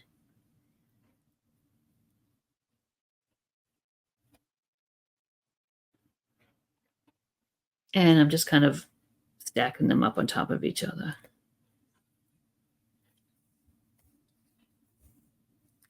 And they get littler again as they get up to the top. So let's start making them a little littler, a little smaller. Keep your paint thin down if you need to, so it just kind of flows nice. So we're just getting the appearance of feathers. And I still want to get this maybe a little lighter down here. So now that's a little lighter. Let's see. You can actually see how I'm going to go feather them right over those tail feathers there. And these tail feathers we can get a little, they're so straight along here. We need to just, I'm using just that lighter blue with a lot of water on my brush and getting the appearance of some feathers. And you can just take your reference image and really zoom in on it and see, but don't try to get from it. Look at from a distance here. I'm looking at the video from a little bit afar, and it already looks like feathers. You don't have to go super detailed. We've just got these shades of blue, but I want to get a little bit of a greeny shade in that. I think I'll just use the jewel green we were using. And you can see I just put a little bit out there. I may need to lighten it, but let's see. Let me just go in. Yeah, I will need to lighten it. A little bit of white into that jewel green. It's nice and thin. I've got a lot of water in there, nice and thin. And I'm going to be switching to my really fine liner in a little bit. I have a little liner brush that is like a 20-aught. It's really thin. It does get a nice point when it's wet. But it's nice for some of these little feathers after with the right consistency paint. So just I want to get a little bit of this green color in here and there. So I'm just going to go into some places where we've already been. I might just do some little strokes here. I might do that little center line a little bit more green. And just, and when I say the center line, so we were kind of basically looking at a feather as looking like this. It's kind of, got like a center. Oh, you can't see that. I want to take a darker Sharpie. Let me grab a Sharpie here. And so you can see, and I know you probably already know what this looks like. Let's see, I have a marker here. Let's see if this works. So here's the feather. So you get that center line. I'm making just little light lines coming out, almost like we did the stems really of the veins of the flowers. It's the line and then just coming out. And I would start at the center and come out so that when you press and pull, you get a thinner line. You don't want to go into it. You want do your center line and just do your feather here, come down straight there, and you really get that little bit of a feather look. And now we're just getting those strokes. But with that green, it just adds something to the blue-green. And down here, I don't think I had much, but maybe a few. Not as many as here. That was a little bit greener. You can put a few strokes in here and there if you want. Up here, I had more just broader strokes, not these little thin ones. I just went up here onto some of these and just wanted to get a little of that in, and then we'll do the little lighter and dark. We have some dark and light strokes on top, but we're just getting a little bit. You can see I'm doing it kind of messy. I'm just kind of getting in some of that green here and there. It ties the foliage in with the bird nicely. So just get a little bit of that in here and there, just like that. Then it's a matter of just some finessing some of the fine lines around there and some of the little centers. So I'm going to go to my little 20-aught brush. I'm going to get into my really almost Payne's Gray, a little bit of blue in there too. So it's just this watery mix of some Payne's Gray and phthalo blue, nice and thin. And you can adjust it as you go. If it looks like it's not dark enough, you can add more Payne's Gray. Why don't we start at the bottom and work up? No, we'll top and work down, because if I do bottom and work up, I'll put my hand in it. So up here, we just get some little strokes. I find I need more Payne's Gray. These little tiny feathers up here are not much, but it mostly is just the direction of them kind of coming out like this a little bit. But I'm always just going to use a nice thin stroke. So let's get these guys kind of feathering out a little bit. I'm going to use this dark color too to sometimes go around the edge of a feather. So this is kind of like a little lost area. So if I just do like a little line, some little lines, that's like my center line of my feather. And then I could just kind of outline it a little darker. So with this real dark, I guess what we're mostly going to do is just get some center lines for feathers. And just kind of almost with this washy dark, go around, just divide them a little bit. I know it looks like I'm doing every little one, but can you see now it's sort of just separating them a little bit? And we did that already kind of with what we did. So in between those little feathers, I can kind of just go down with the center line and go a little darker around the edge. I know some of these I had a little bit rounded, but I could kind of go down and make them a little more feather shaped if I needed to.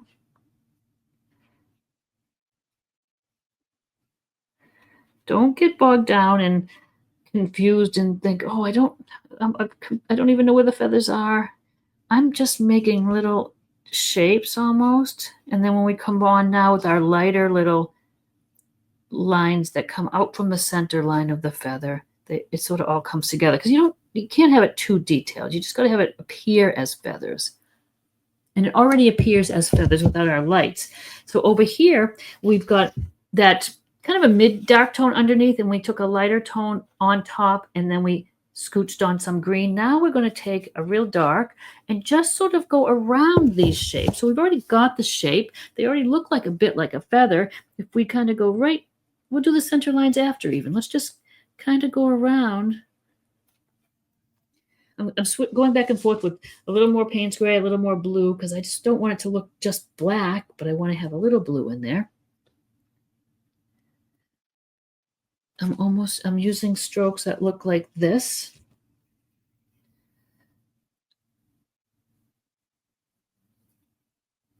Just using that dark and just kind of making little feathers. The middle is going to be the feather, and after we'll come back and give a little center line. You can do it as you go. You can do it afterwards. I'm just wanting to show you how we separate them a little bit.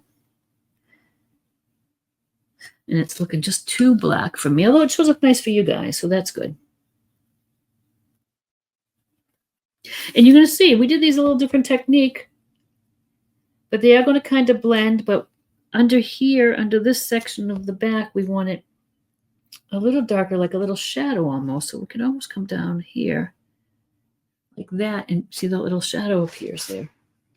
But we want to form them into bits of feathers. We don't have just a dark line like that.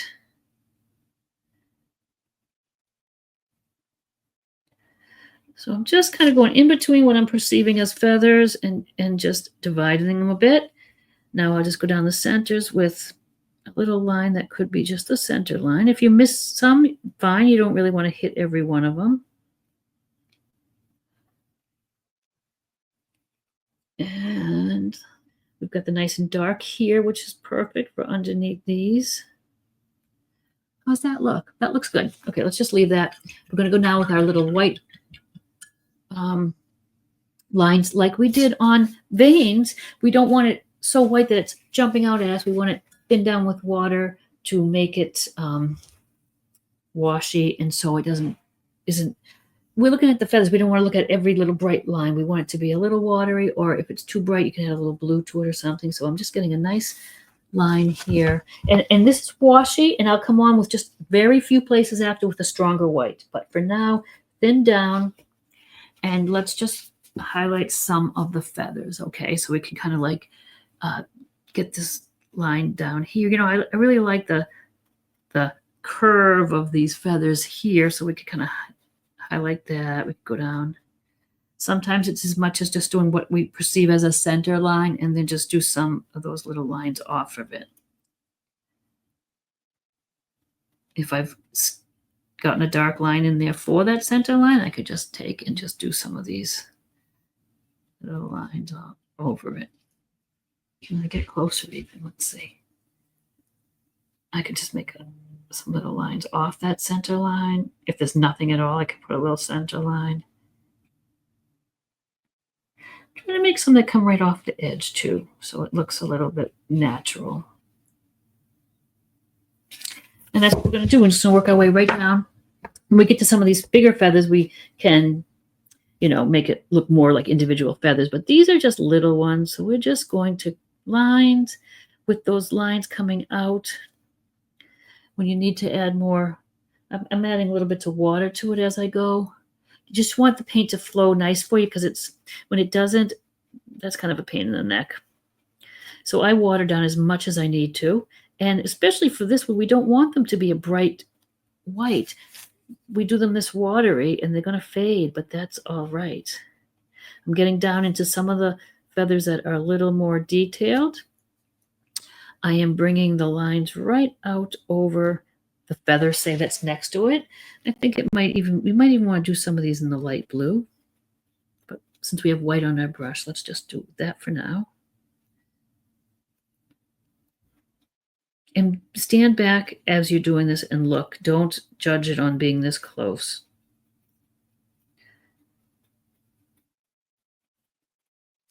And get really good practice for your little brush strokes here too.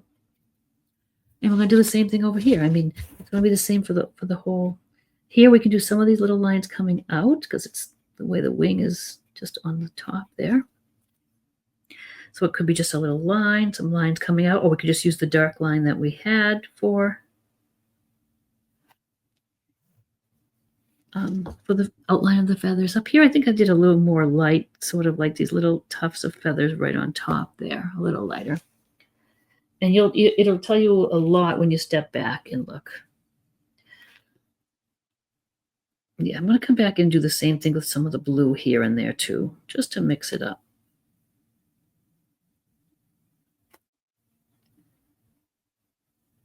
Again, I got to remember to kind of go over the edge.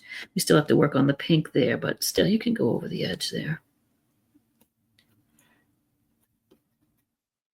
I'll put little blue lines after that go into that shadow a little bit just to tone that down so it's not so much like a line there.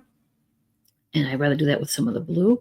But it does give us room on this side to take some of that white right over that dark and break that up a little bit. And again, give more appearance of feathers.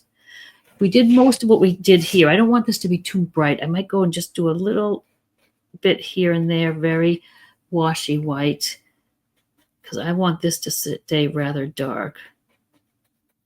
And under here, we can do the same thing. Keep it kind of washy. But it's almost like a couple of long feathers there. We don't need to do all the little ones. And now, just for fun, take some of that light blue that we had, and let's thin that down and do some with the light blue. You might not even need it, but take a look and see. I just want to add some light blue here and there, especially over here where this shadow is, maybe coming out on the edge a little bit.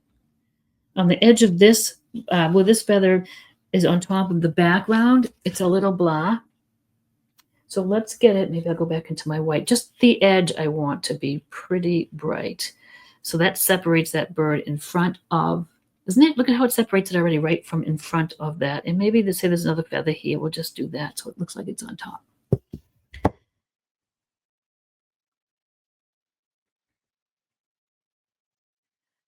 And some places, like I said, I did go stronger. So I might just get a clean brush now, go into my white. I'm still watering it down so that I can actually move it around. I know I've got my palette off the camera here. Let's try to get that back on. I've just taken some solid white here, some fresh white. And I don't want to go over everything, but I want to do some. So this little bit of this wing is on top, and it's divided by a little shadow there. You don't see too much, but if I go really heavy with some strong white here in places, that kind of brings it right on top again. So here and there, just add a few lines here and there of a nice strong white, just because we like contrast and we have the middle shade, we have the dark, but here we're just going to give some little highlights in places. Okay. Maybe especially along where these are on top of this, just going to put them right on top with some of the white. Get a little blue on there too. I'm going to go back and forth to my blue and my white. If you need to, you could always go back into that light green color and put a few of those in. But I think we're pretty much done with that part. I think that looks great. I think that's fine. And we can always come back if you want. After you look at it, step away and look at it. If like, oh, well, this is a little bit, need a little more there. You could come in with the light blue or whatever color and get just some more texture in where you might need it. But I think it looks great. So let's just leave it. So go back up here and we're going to shade a little bit on that pink, and then we're going to get the little feather lines on here. But where we shade, and I'm going to just use, I think I'm going to just use one of my blues here. I want it to be, it'll appear to be a little purpley. So I want just a little bit of blue, a little bit of Payne's gray, just a little wash of something a little darker, very watery. Again, very watery. If it's too light, we can add more pigment. Where are the shades? Okay, so these little feathers that are coming up here, sometimes there'll be a little bit of a shadow here, maybe, and here. If it looks too outlined, you could just add more water and get it more washy. I could bring it up on the back side of some of these. Sometimes I just get a little of this color in here. Oops, I got white on my brush, and I don't really want it opaque. I want it to be a wash. Get back down there where that wash is. So say here where these are separated, that's a big blob of wash, but that's okay. Let's just get it a little softer. And sometimes it's just some here and there of that light blue just to add a little dimension. It's going to be darker along the beak, under the beak, coming down. I can wipe my brush off and get into that washy paint and soften it if it needs to. I'm going to get a little bit around the eye, right around the eye. His eye's pretty round. It just gets a little almond shaped in the back. And again, if that looks a little harsh, you can just take your brush and just blend it a little bit. But we're going to over that with layers too, so it's not that important that it's blended perfectly. All right, I'm going to get a little more. I lost some of my wash there, and my colors are drying, so I'm going to get a little more there. Right under the wing, it might have a little bit of a darker bit behind this flower. And again, I just soften it if I need to. It's got like a little bit of feathers on top here. And to make it look like that, all we need to do is go kind of like this. And see, this is going to be a little lighter on top there. These are kind of like little bunches of feathers. So I just sort of divide it a little bit like that. We got our thing here. I think that's pretty good. So it's just a little wash of the blue with a touch of Payne's gray in there. And I'm going to go now with probably the same brush. And I want to get a little lighter pink, but not too white yet. So we've got pink on our palette here still. I'm just going to get into that a little bit if I need fresh paint that's pretty dried. A little bit of a light pink. So I just need a tiny bit of the pink and more white because I want it to be just a little lighter than that. And again, until we try it on there, we're not going to really know exactly. And I'm just going to start at the tips of these, and I'm just going to kind of get that light pink in there. Just almost like a wash here and there. I can actually start, if I wanted to, like little feathers. You have a brush that has this is a really scraggly brush, but it has a nice tip when you're trying to get a point. Let me go closer for you here. So I can almost use these as individual feathers now and just get those little lines to look feathered. It's washy. It's kind of a light pink. It's not showing up a lot, but it's, again, our building blocks up to getting a little bit more pigment.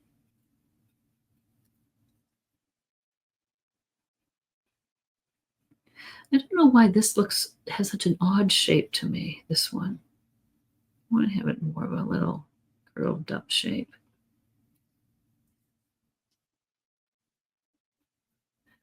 And so this feather's coming right down there. This one's kind of coming here. This one's kind of coming here. They're almost like just long feathers. I can add a little more pigment to that now. I think it's a little bit too watered down. So let me get a little more pigment. This one is kind of coming this way. I'm adjusting the color as I go. This one could be right on top here. So you can see how we're building up. Actually, it doesn't even show very much. Let me get a little more white on my brush just for the camera so you can see. I'm just sort of, that's a long one, that's a long one, that's a long one. That's a little lighter. This could be going right this way, just slowly building up. So these all kind of come off here, that shape. Then we're going to have a little feather over the eye. So here now these pink bits are going to come out over the blue a little. So I'm just going to take that and just kind of feather it over. Now that the blue's done, we can feather this right over. Again, it's still a light pink. It looks a little white, but it's a light pink. And now we can feather that right over there. It might come down a little bit on top of the wing, but mostly it's the wing. So we could bring a little there. I'm going to get a little lighter now because I want to get these little sections. So these like little tufts here, little tuft there. See, just doing it a little lighter makes it appear like the shadow is behind it. I'm going to bring it down onto the beak a little bit, but let's just wait and we'll paint the beak in a minute. So here's this little section that I said it was coming down here. It's just a little bit, you can see it, the bright there. And it's slowly just building up brighter, that's all. I might wash in a little more pink after if I lose some of it. So this is pretty bright on top here.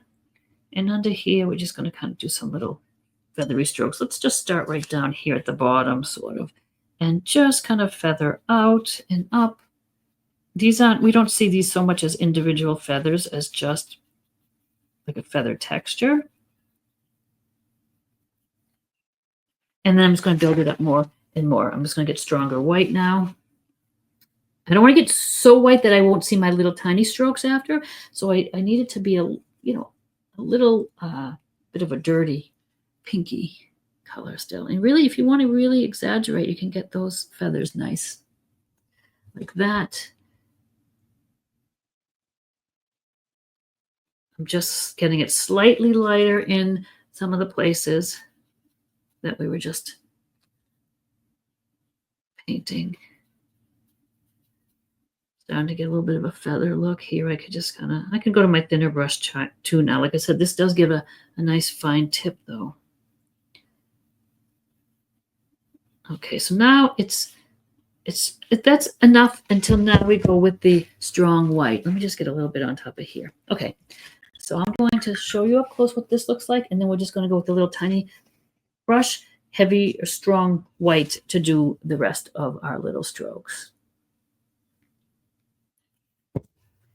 And now just that little brush, I'm going to thin the paint down enough to make it move, but not enough that I can really see through it. I want it a bit strong. I'm going to get a little fresh paint because, again, it's drying quick. I want a nice fresh white. I want it really white, not off-white.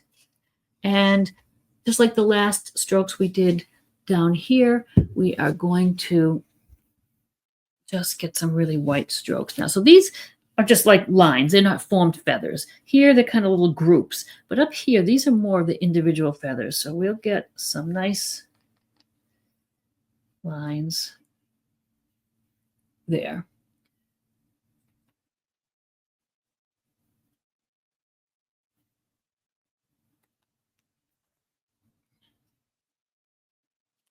I need to thin my paint a little bit more. It's really dragging a bit.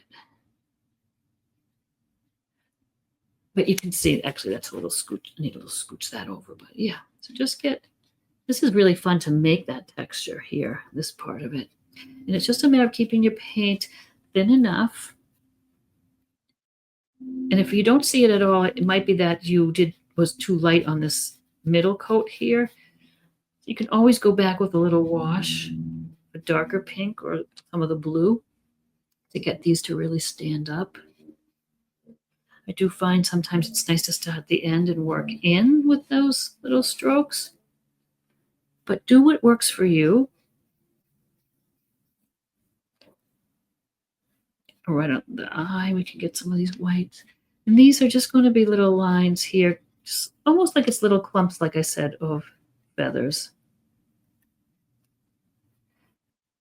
Right out on top of the blue. Here it's going to just come out under the chin, stronger white.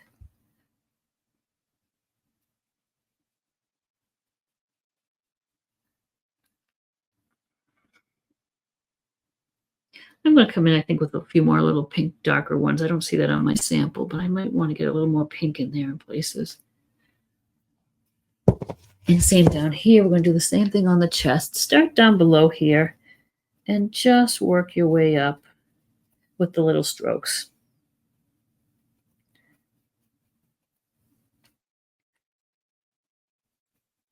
Step back, see what you've got.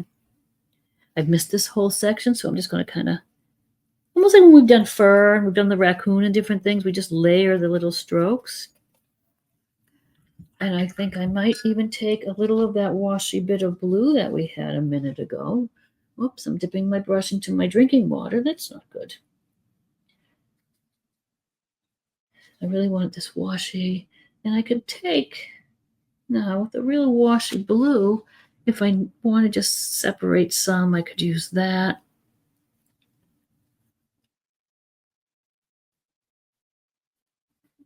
Just kind of put these in and see if you like it. Under here would be a little darker, so I could go under there, reiterate what we did earlier.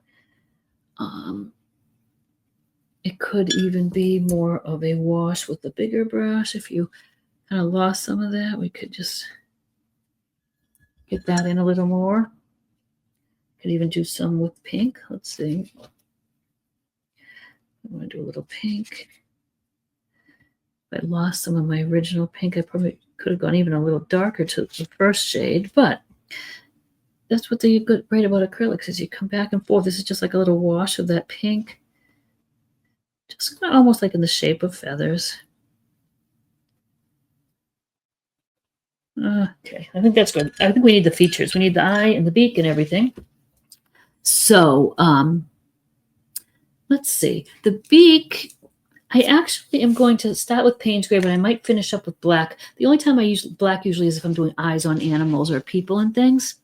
But let's get, here's the shape of this beak. So we've got the front part here. I'm just going to do it like an outline just so you can see what we've got going on here. This little section is white. We're going to shade that with gray, but we got this shape here. I'm going with black. The Payne's Gray is too blue for me. I just need actual real black for this bit. So let's do that black. And then we're almost done. We've got a little hibiscus, and then we're good to go. So fill in this little section first. I know this is all black too, but I want you to be able to see what's what. So let's get this filled in. Black covers wonderfully. You don't have to do a second coat. And that's going to get a highlight on there of a light blue, slate blue, kind of a gray blue. And while I'm at it, let's just do the eye. So we're going to, like I said, it's pretty much round except for a little point on one side. So let's just say we're doing a little round eye, and you want your paint to flow smoothly for you here. Now, here's a place where if you wanted to, you could use your paint marker afterwards if you feel that you have more control with that. So say it's just a round eye to start. It just has a little bit of a teardrop shape there. Now, I want you to be able to see the middle shape. So let's just do this. And the middle's going to be filled in dark too, but this is just going to make it easier for you to know where things are. So this is the little shape of the bottom of his beak.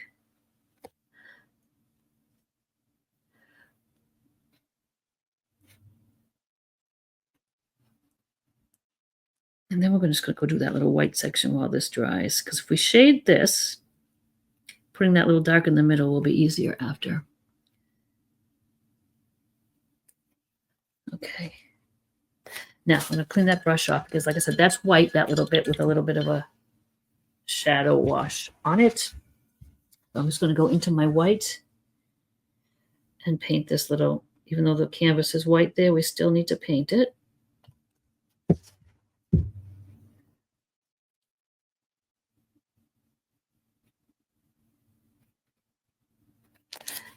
And now we need that to dry.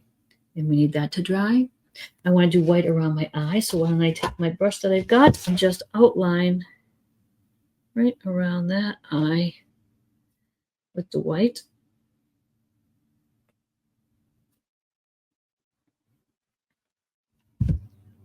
We're going to use a little bit of burnt sienna in that eye too. So let me grab that. Burnt sienna, maybe a little touch of orange. When I do brown eyes, I use burnt sienna, but then I sometimes put just a little bit of orange as well, just to highlight it if it needs it. So I'll just get that ready just while we're waiting for a few things to dry there.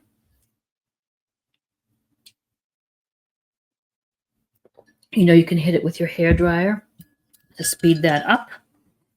But while we're letting that dry, why don't we just get a base coat on our flowers?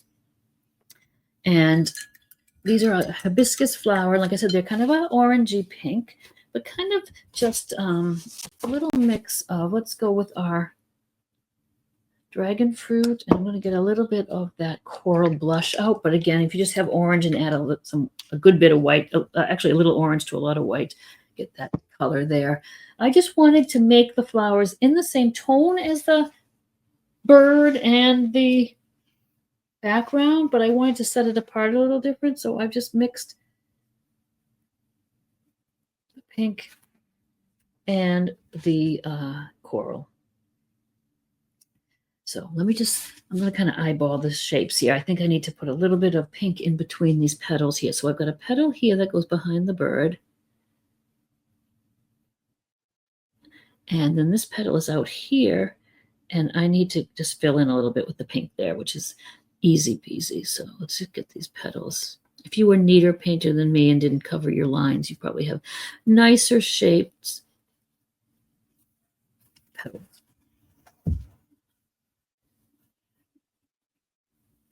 And I'm just grabbing the paint as I go, so you can see sometimes the petal's more orange, sometimes it's more pink. I like that it's like that it's more natural looking. And I like having some of the pink on these hibiscus flowers coming right in towards the center, so it looks like it's not just a big closed flower. It's got individual petals.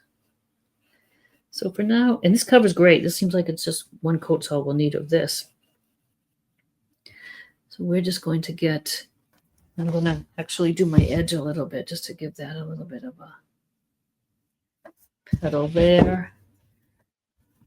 And I'm going to try to be, you know what, I've got to be careful. I'm going to keep an eye on where I'm painting so that so that I can still keep the camera close without backing it up. So let's just do that and try to, I know when I take it up and I move it around, sometimes I don't put it down right where you can see it. So I'll try to be a little bit better about that.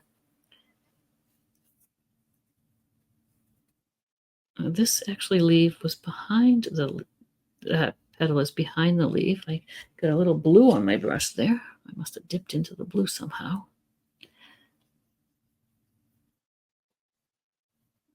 Underneath. I'm going to scoot it on the side a little bit, though, just to carry that up. Oh, I did. Okay, I already did. I already did that. Okay. This petal here is underneath as well. So I'm going to use my little brush to come back and get those little areas.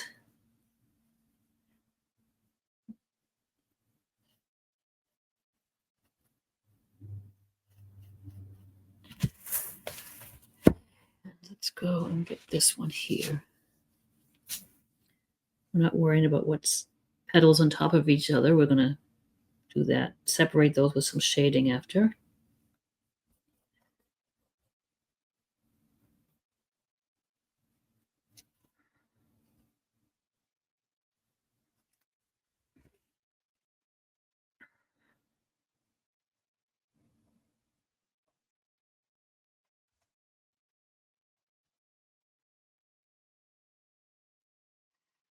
Okay, you are on top of all this business over here. I know it's very close to the background, but we're going to get light on the edges of all those petals, so that will really pop out later. We could almost have done that while we're doing this while it's a little wet.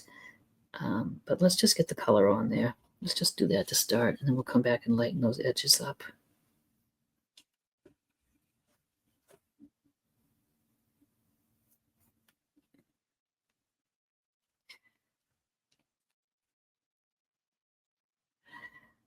Okay, this is going to have a little separated there. We can do that afterwards.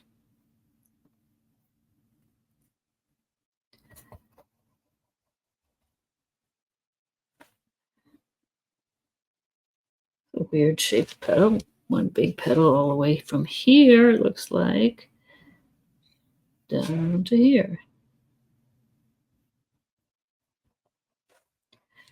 And let's finish up with this big one here. It is over here.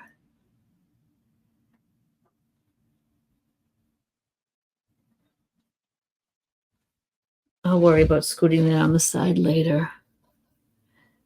This is going to come down in here a little bit.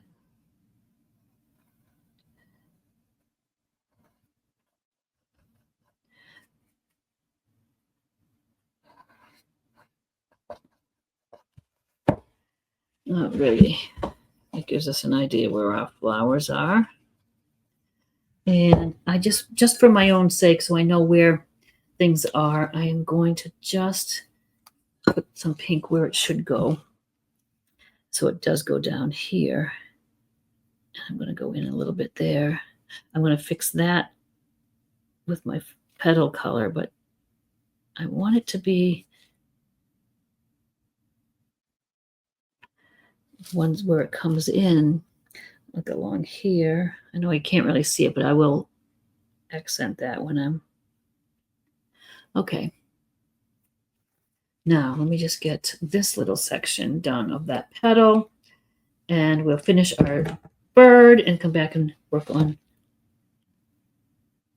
our hibiscus.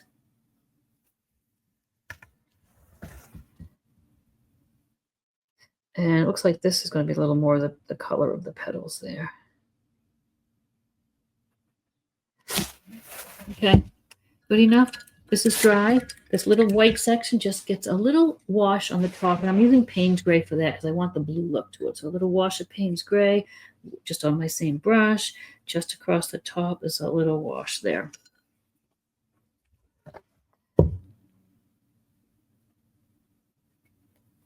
Let me get the pink on that brush. Let's get a little wet brush and just soften that. And it has a little nostril. It's just a little black comma. I'm glad you can't see off the rest of this camera because I'm making such a mess. Paint everywhere on my hands and wiping it on the table. All right. So it's just a little, not even a comma. It's just like a little blob for the nostril. And now let's get the highlighting on the beak so we can, it's kind of a blue-gray highlight. I've got blue-gray mixed up. Oh, blue-gray mixed up here. And I want to see what it's going to look like. I almost want this to be kind of dry brushed more than a wash. So I'm going to just pat off my brush a little bit on my paper towel and just to see what happens. So let's just get like a little bit of a dry brush sort of in the middle of the beak and under here.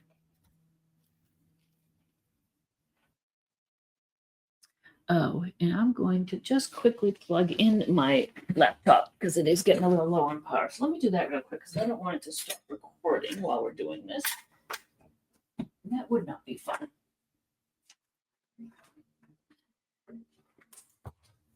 Righty. Okay, there. Same brush, I just want a little lighter. That's why I'm building up. I didn't want to go too light to start. I wanted to have a little bit of a hardly even there. And now a little brighter. And let's just see. Yep. It was more like Payne's Gray. It's a little bit brighter now. And I'm just going to dry that brush off, go into straight white. I'm not going to do the whole thing with straight white, but just a little on the very front of the beak can be brighter. And that's, I'm not going to go that bright there, but that needs to be brightened up a little bit, I think. Maybe just a little brighter there.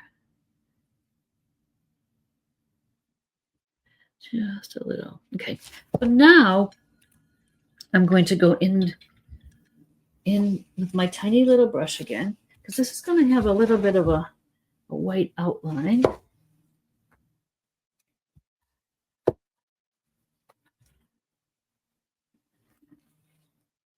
I just want to get that a little bit more room in there, so I'm just going to go kind of a white outline there, because that's going to get painted black in there. Okay. Let's cup over to the eye, let that dry a little bit. I'm going to get a little black in that mouth, and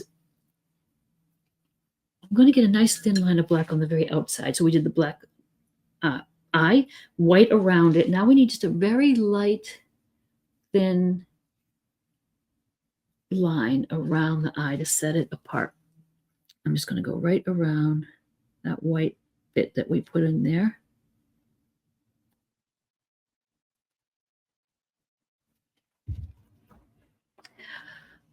And you know what? I want to go a little bit inside with the burnt sienna. Burnt sienna is kind of dark. I'm going to mix a little orange with it. It's just a little half moon in the black bit of the eye there with that little bit of brown. When that dries, well, you don't have to wait till it dries, actually. We're not going to do a little highlight on the eye, too. I'm going to use white. Might use a little blue in it, just so it's not... I like to have a highlight, so it really looks like the eye has life and it shines. But I'm going to just do a little bit of a light blue highlight.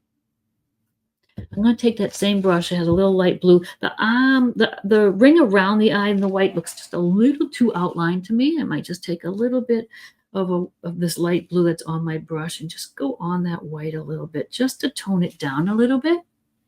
And I might dip right into my white again with that same brush, and outside the black line, just go a little bit with that bluey white mixture just to... There, that's all we need to do. That's perfect. The inside of the mouth gets dark. So let me just get a little thin down black on my brush. And I'm going to kind of go in and leave a little bit of a white edge if I can there.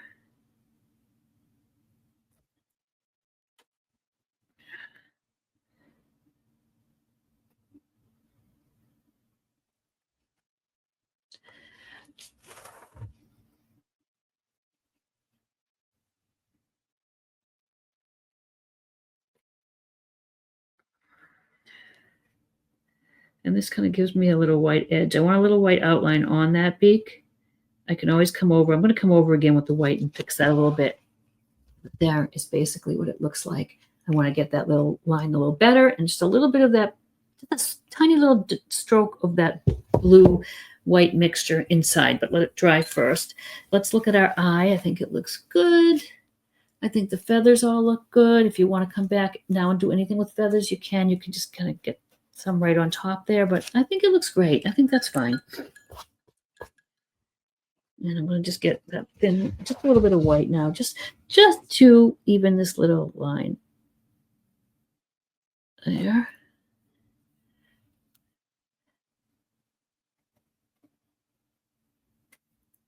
And there, and that little blue mixture, just so it's not like the black hole inside the mouth there. I'm just going to take just a little bit of that blue and just put a little dab right there. That's enough. It just indicates a ton. That's fine. Okay, let's get some shape to our flowers. They're very flat. We just have them sort of colored in there. I'm going to get back. I want to have some fresh paint. That looks like it'll work. I want a flat brush. Let's see. That's the one I was working with pretty much. Let's see. Oh, no. Put one in the water there. Let me just clean these brushes out a little bit. And we're almost done, you guys. And I'm so happy that you have been following along and painting. It's really a cool painting. It's very tropical. Something a little different for us to paint. We've done birds before, bluebirds, cardinals, owls. But this is a little bit different with the tropical leaves, tropical plants.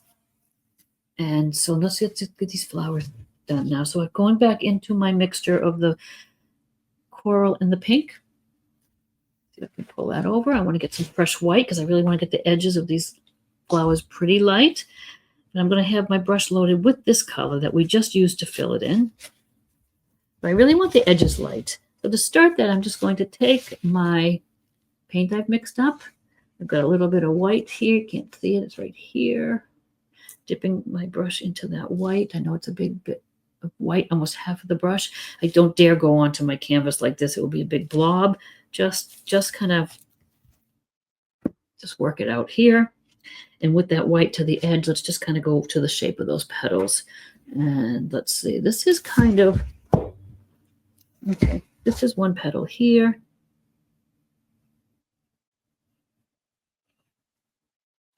But I don't want to leave it like that. So I'm going to just kind of pat it off and just get it so it sort of blends right into the petal there. This is going to be a petal over here. So I'm going to just reload with that kind of dirty brush right into that color again, right into the white again. Pat it down a little bit. And this petal goes right over. So we're going to just kind of do this one.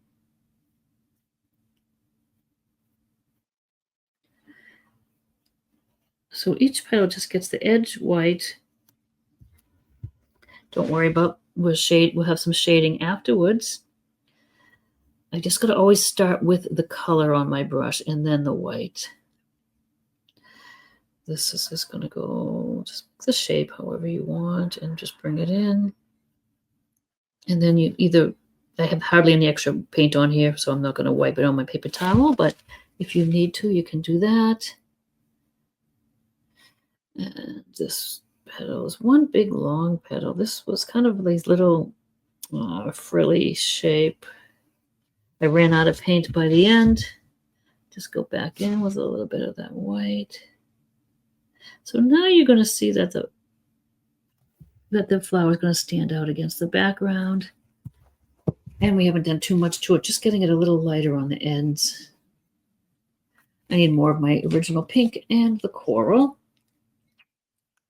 I'll get a good bit of that. And let me try to position this so that you can see my palette somewhat, because that's important to see how I'm mixing these colors and things. All right, same thing. I get that white towards the edge of the, and I'm going to show you an alternative way to do this too, because sometimes if you're not quite got the hang of the double loading yet, it might seem a little tricky. As long as you get it on there and sort of blend it a little bit, you're good. I'll just pop this on the edge a little bit. Sorry, just put it back in view in a second, but I just needed to get. Now, this is underneath, so we'll only just do it right there. I keep dipping into my color. I don't care if it's a little more orange, a little more pink as I go. It makes each petal a little different. We're going to only go down as far as it is underneath that. And again, you can always try smudging it with the brush, and if you need to, you can just wipe it off too. And this is just we're going to go over this with some shading and light, so don't worry about it being perfectly blended. It doesn't really need to. We mostly want to get the edges a little whiter. So let's see, what do we got here? This is a funny little shape here. It went like this, and this was on top actually. So this was a leaf here.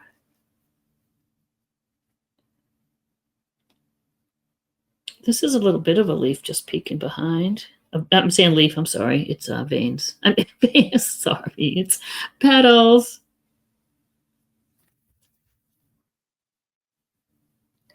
Let me get that in that way. They can vary from my design too. You might start making them, and instead of going back and making it exactly like mine, if it works, it works. It's fine. This is nice and light on top of here because this is that little leaf underneath there. It's going to come in a little bit this way. We're going to bring pink in there to be the background more there. And so that is light there. And let's just make that the edge of the leaf. Oh, I'm going to keep calling them leaves, petals. Just running it across the side to make it look like it's continuing on. Okay, so we basically got our beginning colors in there. And we got a little lighter on the edge. So the alternate way to do that is if you had just done that, the base color we did. And then you could just go with, take some of the color on your brush that we used, take your white on your brush, just paint your edge without trying to do the double loading. If you want to get some time to get used to that, just do that. And then just take your brush and soften it. So it's just quicker to do it with the one stroke way, but it doesn't have to be done that way. Now, I want to get a little more white even out there. So let me just clean that brush off, because now I'm going to maybe take a little bit smaller square. I really want to get some white on these petals. But we've got to start there. So I'm going to just keep a watered down brush, and I need some more white. And I'm going to try with the watered down white to lighten the edges. And if I need to, I might just go a little bit lighter shade of the coral pink color, but we might be able to just jump right into the white. Let's see. Yeah, I think we can. So this is really a wash kind of white. It's very, very washy. It'll give us time to blend, but here's a place where you could go and certainly use the medium. And I want to get it whiter along the edge like that, lighter along the little petal sides that come in. Maybe not here because we're going to do underneath a shadow, but it's going to kind of come in little bit, I want to say lines almost. So see that little idea? So the petal is kind of got some dimension to it, and so the little parts that are higher would be lighter, but I don't want to leave it like that, like it's just these big light strokes. Just soften it then. Just kind of soften it a bit.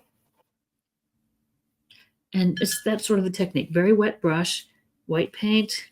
Take a lot off because I don't know what it's going to look like. This one's going to be right on top here, so that could go right down the side. Get on the edge first. Do petal by petal because it's going to dry too fast if you don't. And we're going to just kind of bring some of that just right in. Sometimes it could be a little brighter, so let's just do it along the edges, and then we'll get some brighter areas. Still, this is a matter of, just like we did other elements here, is just building up. You can keep an eye on like what petal's on top. This petal's on top, so you'd be a shadow there. You don't have to get it too light there. But let's just bring it in and get that texture of it coming right in towards the center, actually. So we're going to just go right around and do that. That's bright there because it's a petal on top. I'm really just using a very watered down wash of white here.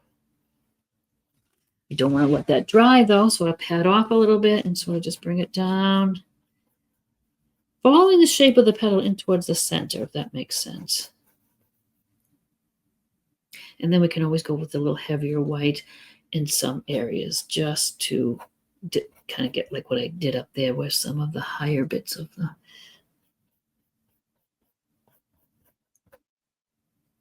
Okay, so same thing for the others. Washy bit of white on the edge. Actually, this petal's on top, so let's just do this one. That's going to be a shadow, but we still want a little of that way that white is coming in towards the center. That's going to be a shadow, so we don't need to put the white there. If I need to re-wet the brush a little, wipe it off just to get that to blend.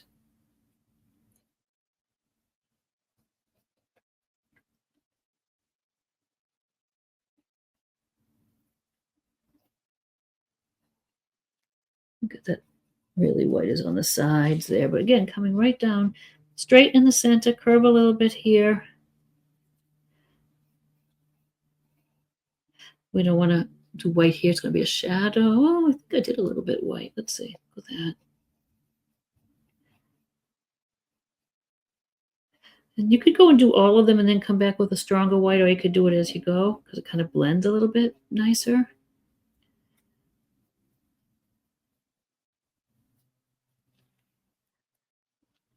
And you get the idea of how this, especially in acrylics where we can't blend like we can in oils, is how these layers just build up these layers. So there we are with that washy bit of white. Ooh, that's too washy. I didn't dab off, so it's really runny, but that's all right. So I don't mind some being a little lighter, some being a little darker. They're all similar shades, but I want to make them a little different so that they aren't boring to look at.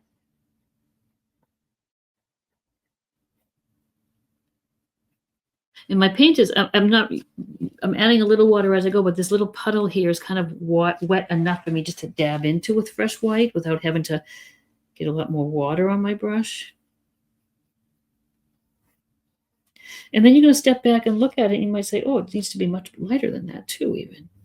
It's kind of like we're doing little glazes over that base color.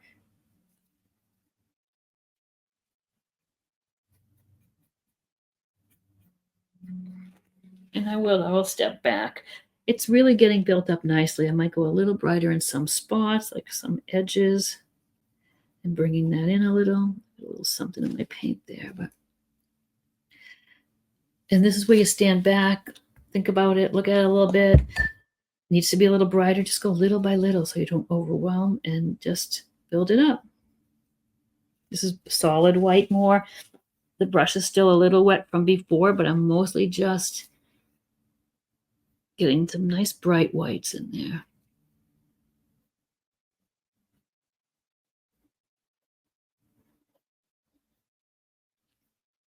Yeah, and these are like really nice highlights on there. You can build up to whatever you're comfortable with. If it got too bright and it just turned into a white flower, just do a little wash of your base color on top.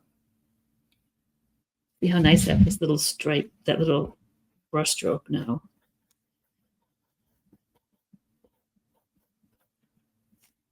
Cool. Much as you want. Let's get a little shading in there now. And the middles are kind of dark, so maybe I'll just I might grab a little alizarin crimson. You could use your quinacridone and a little Payne's gray as kind of a dark maroon. Actually, black and red make a beautiful maroon. But I'm just going to get a little alizarin crimson here. So I want it pretty dark in the middle, and I might even add some black to that. Can you tell at the end of my bottle here? Let me open up another one. Do I have another one? I do. Okay, that one's done.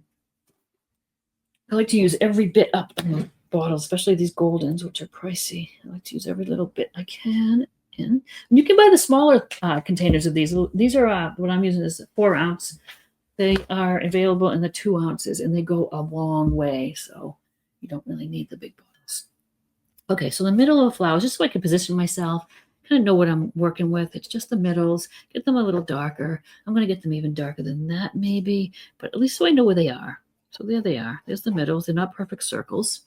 Since I have that there, I might just wet my brush a little bit and just bring kind of it out a little bit towards.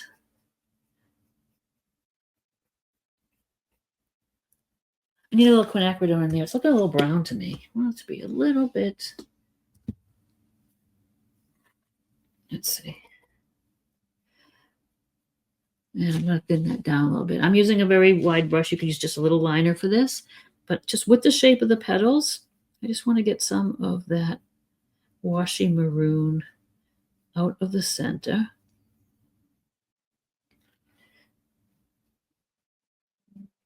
I'm just going, look, I did the opposite with the white coming in. This is the same. It kind of goes curves a little bit, straightens a little bit.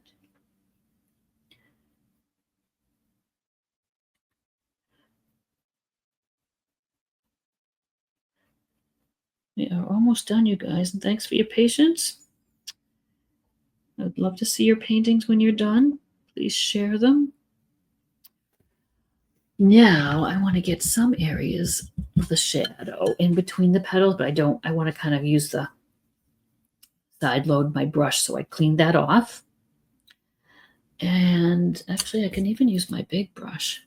This I'm going towards because it has a better chisel edge than the other one I just had.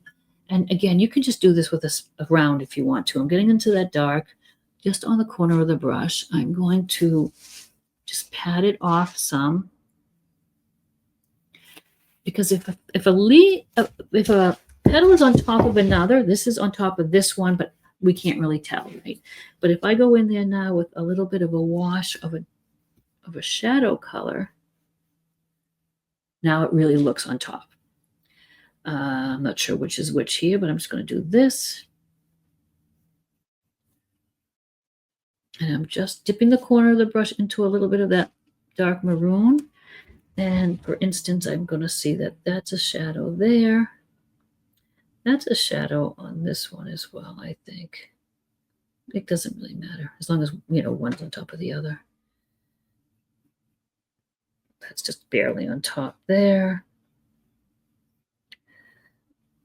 And can you see now we're already getting a little more depth into that. We've got lights, darks, shadows. I want to go back in and wash in some of my little bit of the coral color here and there, a little bit of the pink here and there. I'm just taking that color and just watering it down a little bit because they all look the same to me. They all look, okay, they look kind of the same. So now I'll go in and just put some of the pink in some places, making just a little bit more pigment, maybe take even a little bit of a wash, maybe, let's say, of the quinacridone here and there. I think we could do that too. I just want each flower and each petal to be a little different. So a nice wash of that quinacridone is kind of nice.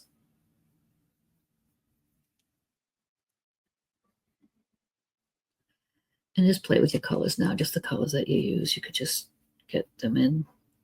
Yeah, it's just making each one not the same as the other.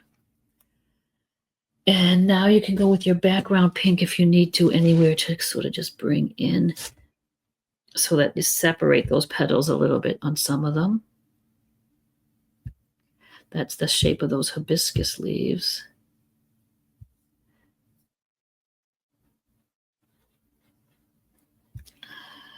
And if there's any rough edges, you can touch those up.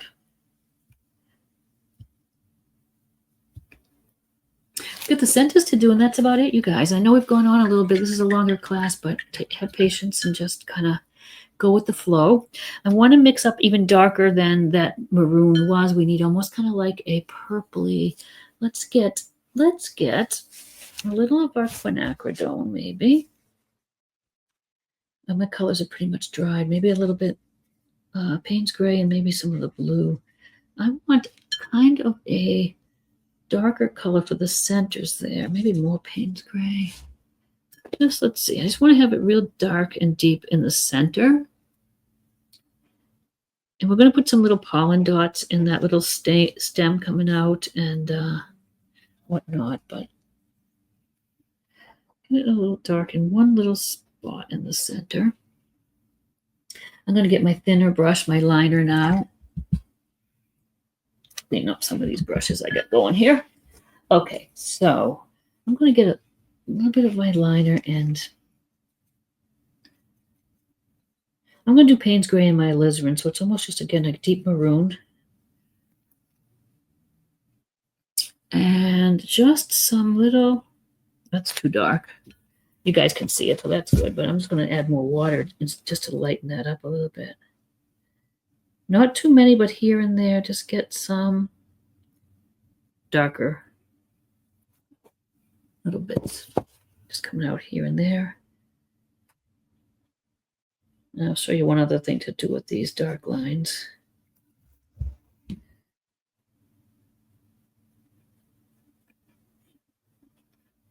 Watered down well.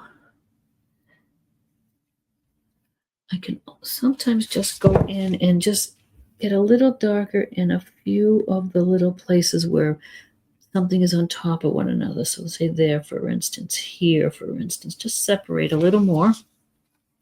Now we'll get that little bit that's coming out in the top there. I'm going to just go into my pink and some white, so it's a little lighter. And I'm just going to start in the center where that's dark and just come up, press a little, come up and have a curve. And I need more white because now I want to really see that. And so I added white, but I want to get a little more. So I want that to be pretty light.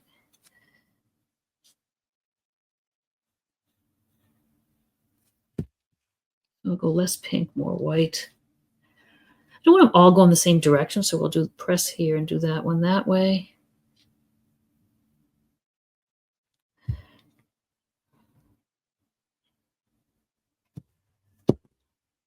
It's going to have a little yellow on there too.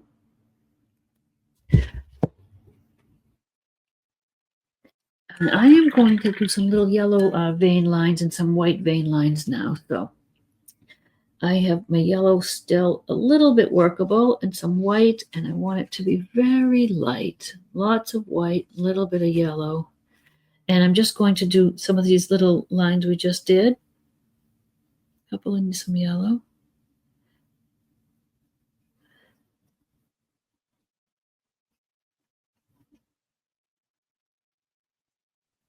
I'm going to do some white too. So we've done the wash of the maroon, the quinacridone really. And then we did more with the alizarin in black. It's a darker purpley, some of the lines. So the end of this, well, you can't see some of those. So let me get a white by itself. I want to really have these guys show up. What is it, like the stamen? Is that what it's called? And I want to just get that a little brighter. So just go right with some white on top. That one's pretty bright. And I'm going with my smaller brush, my smaller little liner, because I want to get a little dark line along the edge to set that out. And I'm almost going to use, I think I used almost black. So a Payne's Gray and alizarin, something dark. Thin it down because you don't want this heavy, you want it light. And on the end of these, if they're a stamen, we're just going to do some little black lines like this. Just on the end. Something like that. Same here. Can you see that? Yeah.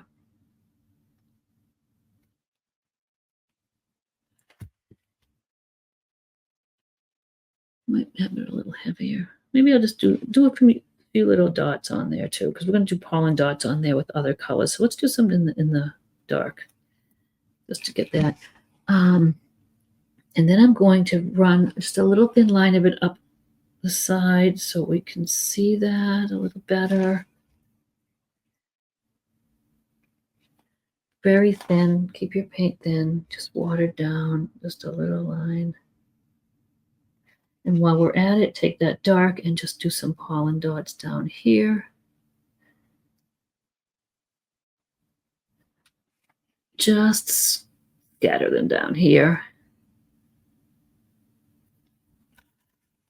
I'm going to do a few of the little lines coming out like we did in the dark and in the light yellow and white. Very washed down though. So, but just solid white. I mean, no other color, just white, but keep it thin. And just a few, like here and there.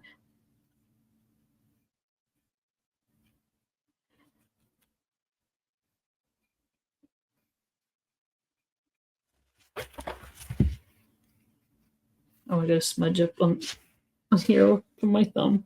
Again, easy to touch up things.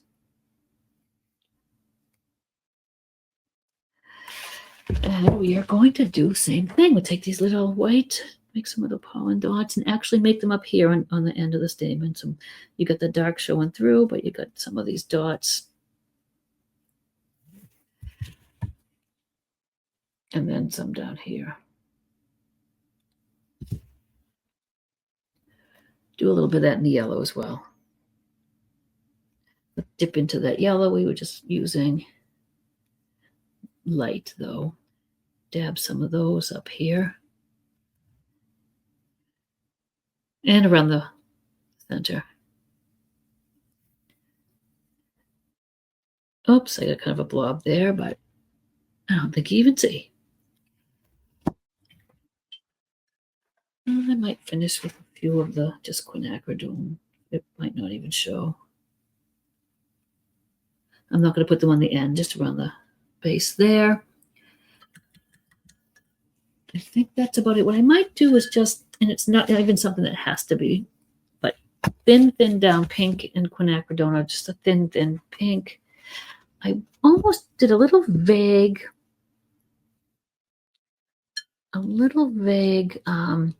some down the center, say here.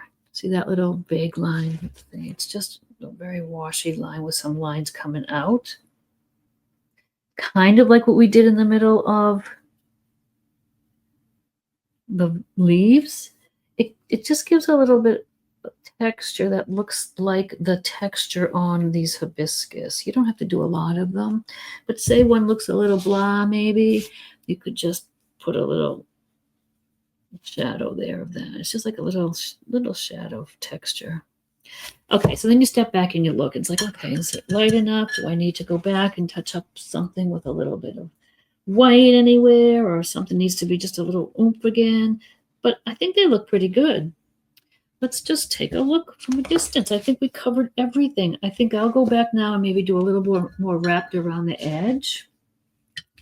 But there we have it, guys. We are done with our cockatoo painting. And I know the whole thing's not in camera because we were working close. But anyway, you have your reference photo, and you can do what you want with this technique. You can, like I said, you can do the same technique of feathers and things, just in different colors. I've got a little blob here. I'm going to touch up to your heart's content, but sometimes just leave it overnight and look at it the next day and you'll say, oh, it really doesn't need anything at all. It looks great. So thank you guys again for painting with me, and I will see you next time. Bye now.